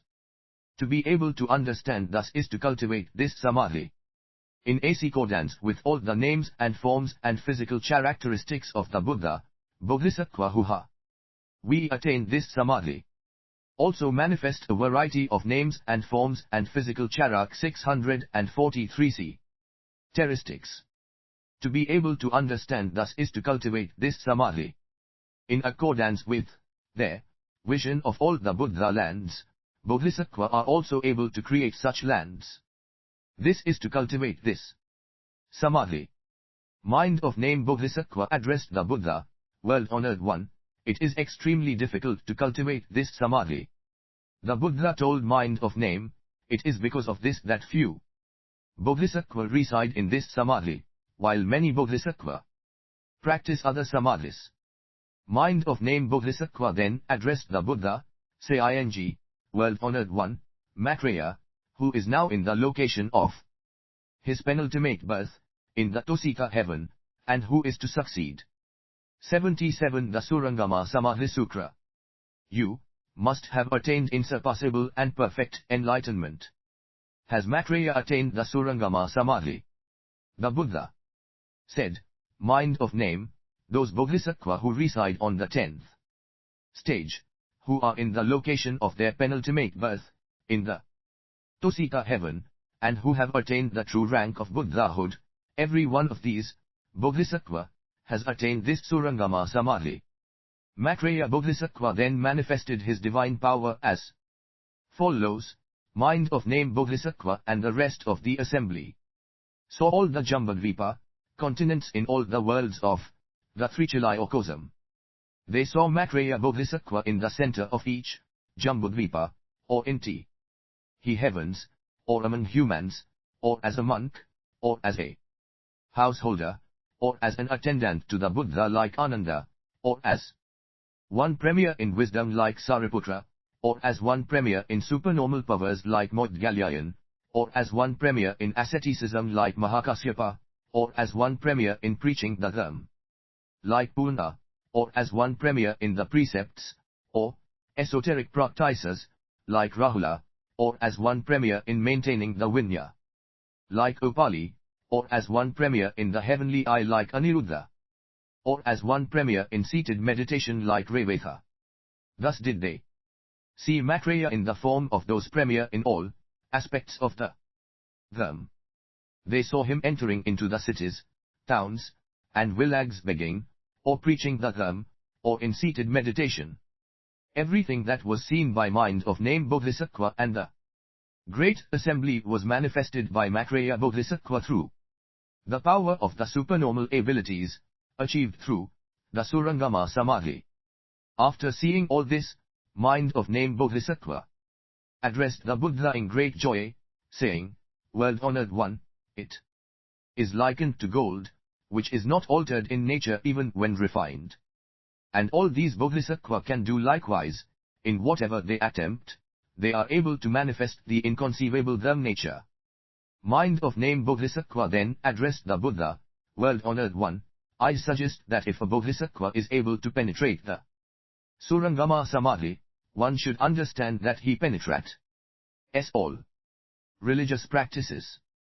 He penetrates the vehicle of the Sravaka, the 78 fascicle 2 vehicle of the Pratyeka Buddha, and the great vehicle, the Mahayana, of the Buddha. The Buddha said, thus it is, thus it is. It is as you have spoken. If a Bodhisattva is able to penetrate the Surangama Samadhi, he penetrates all religious practices. At that time the elder Mahakasyapa addressed the Buddha, 644a. World-honored one, I suggest that Prince Manjushri has already been a Buddha in a past life. He has himself sat in the seat of enlightenment and turned the wheel of the Dharma, and he has manifested entry into parinirvana to sentient beings. The Buddha said, "Thus it is, thus it is. It is as you have spoken, Kasyapa. Long in the distant past, an immeasurable and innumerable number of inconceivable immeasurable eons ago, there was a Buddha, who was called paragon of the dragons, as well as by the 10 titles. Tathagak, he who should receive offerings of correct and universal understanding, sufficient in wise practice, well gone. He who understands the world, the unsurpassed one, he who disciplines humans, teacher of humans and gods, and world-honored Buddha. 8,000 Buddha lands south of this world. There was a country called Universal Equivalence, which had neither mountains nor rivers, neither stones nor rocks, and neither hills nor dales. The land there was as flat as the palm of one's hand, and on it grew a soft grass, like that in Kalinga. When paragon of the dragons Buddha attained insurpassable and perfect enlightenment and first turned the wheel of the dharma in that world, he created an assembly of 7 billion bodhisattvas through his teaching. 8 billion people became arhats, and 96,000 people resided as pratyeka Buddha, resided within the mass of the causes and conditions of pratyeka Buddha. Afterward, there were also an immeasurable number of Sravaka monks. Kasyapa, the lifespan of paragon of the dragons Buddha, was 4,400,000 years, during which time he saved humans and gods and then entered into nirvana. His physical relics were divided and distributed around the world, and there were erected 3,600 million stupas, at which sentient beings made offerings to him. After that Buddha died. 79 The Surangama Samadhi Sutra. The dharma remained for 10,000 years. When paragon of the dragons Buddha was about to enter nirvana, he conferred a prediction of future enlightenment on brilliance of wisdom Bodhisattva, saying, "After I am gone, this brilliance of wisdom Bodhisattva will achieve insurpassable and perfect enlightenment. He will again be called brilliance of wisdom, Buddha." Kasyapa, could that paragon of the dragons Buddha of the world universal equivalence be anyone else? You must have no doubt. Why? It was none other than Manjushri, the dharma prince. Kasyapa, you should now perceive the power of the Surangama Samadhi. It is by its power that the great Bodhisattva manifest entry into the womb, are born, leave home, proceed to the Bodhi tree, sit upon the seat of enlightenment, turn the wondrous wheel of the dharma, enter into parinirvana, and distribute their relics, without ever dispensing with the dharma of the Bodhisattva and not entering final extinction at parinirvana. The elder Mahakasyapa then asked Maphijusul, "Are you able to perform such rare and difficult things to manifest for sentient beings?" Manjushri said, "Kasyapa, what do you mean? Who created this Mount Gdrakuta? From whence did this world derive?" Kasyapa replied, "Manjushri, all the worlds are created out of foam, and they are derived from the causes and conditions of the incon 644 conceivable karma of sentient beings." Manjushri said, "All the dharmas also exist in dependence on the causes and conditions of inconceivable karma. I have no power to effect such things." Why? The dharmas are all based on causes and conditions. Since they are without any ultimate master, they may be created at will. If one understands this, such actions, as those described above, are not difficult. Kasyapa, it would be difficult for someone who does not know of the Four Noble Truths to hear and believe in such things. Once one understands the Four Noble Truths and attains the supernormal powers, however, it is not difficult to hear and believe these. At that time the world-honored one sent his body up into space, to the height of 7 tola trees. Seated in the air, in full lotus position, he emitted a refulgence from his body 30 illuminated throughout all the immeasurable worlds in the 10 directions. 80 Fascicle 2. The entire assembly saw the immeasurable Buddha of the 10 directions and heard them from afar, all preaching the Surangama Samadhi, without increase and without decrease. Those Buddha of the 10 directions also sent their bodies up into space, to the height of 7 tola trees, seated in the air, in full lotus position. They emitted refulgences from their bodies that illuminated throughout all the immeasurable worlds in the 10 directions. The sentient beings in those other worlds also saw the body of Sakyamuni Buddha risen up in the air and sitting in full lotus position. Those assemblies, listening to the other Buddha, then all took flowers and scattered them over Sakyamuni Buddha from afar, and everyone saw the collections of flowers combine in the air to form a flowered canopy. The Bodhisattva, gods, dragons, yakshas, and Gandharvas of this land all scattered flowers about over the other Buddha, and everywhere flowered canopies were formed over the heads of the Buddha. Sakyamuni Buddha then reigned in his supernormal ability of levitation, sat back down on his original seat, and told resolute mind, "This is the power of the supernormal ability ties of the Tathagata. The Tathagata has manifested thus in order to increase the merit of sentient beings." When the Buddha manifested his supernormal abilities, 8,000 gods generated the intention to achieve insurpassable and perfect enlightenment.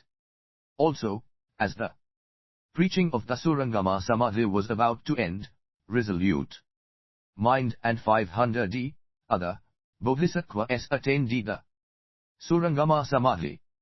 All of them had seen the divine power of the Buddha of the 10 directions, had attained the brilliance of wisdom in the profound them of the Buddha, resided on the 10th stage, and received the rank of Buddha. All the worlds of the Trichiliocosm shook with the 6 types of vibration, and a great refulgence was released that illuminated throughout all the worlds.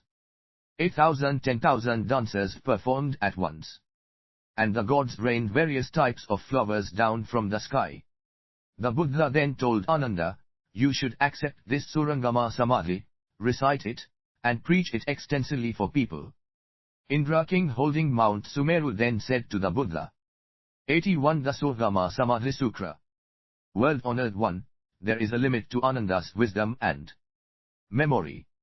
Since Sravakas follow the teaching of objectified sound, Fa Yin Sheng, lit, other sound, why do you confer this treasure of this Samadhi on Ananda? Indra king holding Mount 644 C. Sumeru then spoke in utter sincerity, "If I will truly be able to disseminate this precious Samadhi now and in the future, then let all the trees here on Mount Gdrakuta appear as Bodhi trees, with a Bodhisattva beneath each one." After Indra king holding Mount Sumeru said this, all the trees were seen to be like Bodhi trees, with the Bodhisattva visible beneath each and every tree. The Bodhi trees all uttered the following words, "It is as Indra king holding Mount Sumeru has said. Truly, this person must be able to disseminate this Samadhi widely."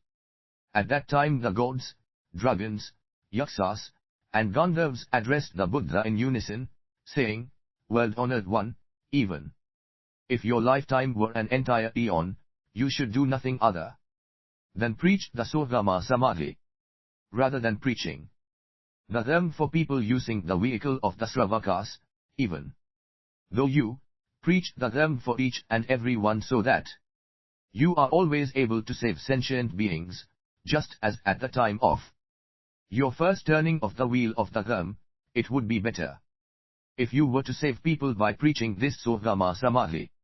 Why? The number of sentient beings who would be saved by the Sravaka vehicle is not even 1 part in 100 of those who would be saved by the Bodhisattva vehicle, nor even one part in 100,000, 10,000, 100,000,000, nor even one part in any number that could be described metaphorically. Thus, does the Surangama Samadhi have immeasurable power to make all bodhisattvas achieve their goals and become sufficient in the realm of the Buddha. Resolute mind Bodhisattva then addressed the Buddha, saying, World-honored one, what will your lifespan truly be? When will you finally enter Nirvana? The Buddha said, Resolute mind. 32,000 Buddha lands to the east of this world. There is a country named Ornamentation. There is a Buddha there who, 82 fascicle 2, is called King of Autonomous Illumination and Ornamentation, as well as by the 10 titles, Tathagak, he who should receive offerings of correct and universal understanding, sufficient in wise practice, well gone, he who understands the world, the unsurpassed one, he who disciplines humans, teacher of humans and gods, and world-honored Buddha. He is now preaching the Dharma. Resolute mind, my lifespan is the same as that of the Buddha King of Autonomous Illumination and Ornamentation. Resolute mind asked, World-honored one, what is the lifespan of this Buddha King of Autonomous Illumination and Ornamentation? The Buddha told Resolute mind, you may go. Ask him yourself, he will answer you. At that instant, the Buddha imparted his divine power unto Resolute mind, who, through the power of the Surangama Samadhi, and through the power of the supernormal abilities, deriving from his own good roots, arrived in a single moment in that world, known as Ornamentation. Resolute mind placed his head on that Buddha's feet in worship, walked around him there 8 times, then faced that Buddha and addressed him saying, World-honored one, what is your lifespan? When will you enter into Nirvana? That Buddha replied, saying, my lifespan is the same as that of the Buddha Sakyamuni. If you wish to know, resolute mind, my lifespan is 700 immeasurable eons. The lifespan of the Buddha Sakyamuni 645 is the same. Feeling great joy, resolute mind Bodhisattva then returned to this Saha world. He addressed the Buddha, saying, World-honored one, that Buddha King of Autonomous Illumination and Ornamentation has a lifespan of 700 immeasurable eons. He told me your lifespan is the same as his. At that time Ananda arose from his seat, placed his robe over his right shoulder, held his palms together, and faced the Buddha. He addressed the Buddha, saying, World-honored one, according to my understanding of the doctrines you have preached, I suggest that it is you who, under a different name, benefit sentient beings in 30 Ornamentation world. The world-honored one then praised Ananda, saying, Excellent, excellent. You are 83 the Surangama Samadhi Sutra. Able to understand this by the power of the Buddha. The body of that Buddha is my body, under a different name do I preach the them and save sentient beings there. Ananda, such autonomous power in the supernormal abilities is entirely the power of the Surangama Samadhi. The Buddha then told resolute mind, Bodhisattva, resolve.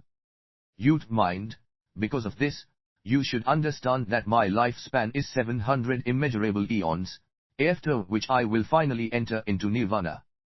Hearing that the lifespan of the Buddha was so inconceivably long, everyone in the great assembly then experienced great joy, and attained an experience they had never had before.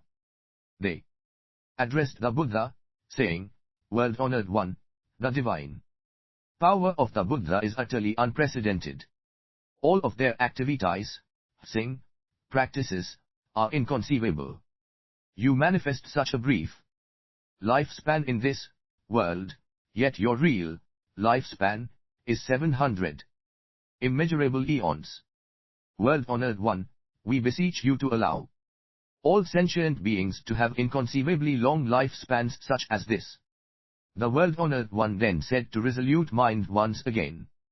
The demons and demonic people within the countries, cities, towns, villages, and empty forests will not be able to gain mastery of this Surangama Samadhi. He also told resolute mind, any them master who copies, recites, and explains this Surangama Samadhi should have no fear of humans or non-humans but will attain 20 forms of inconceivable merit.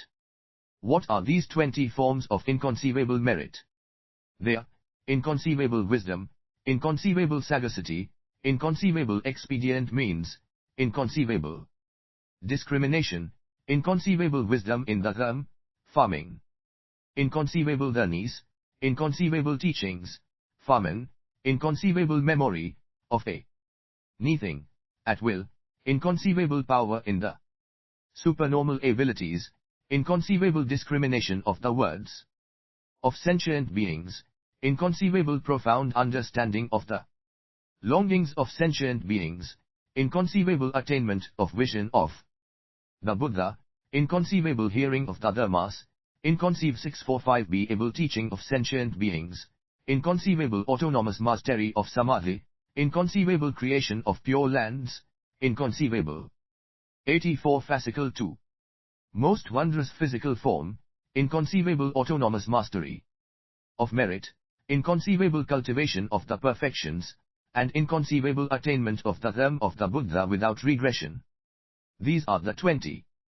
Resolute mind, anyone who copies or recites this Surangama Samadhi will attain these 20 forms of inconceivable merit. For this reason, resolute mind, anyone who wants to attain any of the benefits in this lifetime or the next should copy, recite, explain, and practice according to this Surangama Samadhi.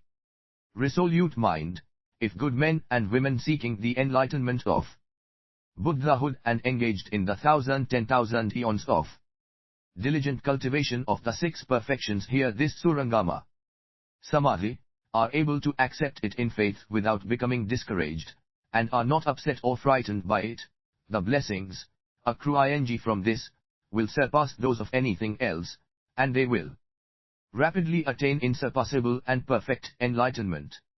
How much more so for those who hear it, accept it, recite it, practice according to it, and explain it for people.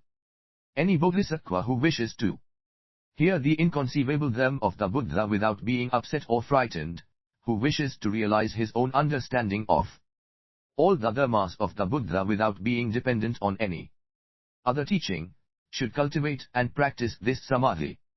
If you wish to hear them you have not heard before, to accept the them, in faith and without disagreement, you should hear this Surangama Samadhi. When this Surangama Samadhi Sutra was preached, innumerable sentient beings generated the intention to achieve insurpassable and perfect enlightenment. Twice that number were able to reside in the stage of non-regression, and twice that number attained the forbearance of the birthlessness of all dharmas. 18,000 bodhisattvas attained the Surangama Samadhi, and 18,000 monks and nuns, because they were not influenced by the dharmas, achieved the emancipation of the extinction of impurities, let outflows, and attained arhatship. 26,000 laymen and laywomen attained the purity of the dharma. 85 The Surangama Samadhi Sutra. I with regard to the dharmas, and 30 Nayutas of gods attained the rank of sage. After the Buddha had preached this sutra, the Prince Manjushri, resolute mind Bodhisattva, all the great Bodhisattva, Sravakas, and great disciples, and all the gods, dragons, Gandharvas, Asura, and people of the world, having heard what the Buddha had preached, joyously believed in and accepted it. Here ends the Surangama Samadhi Sutra. 86.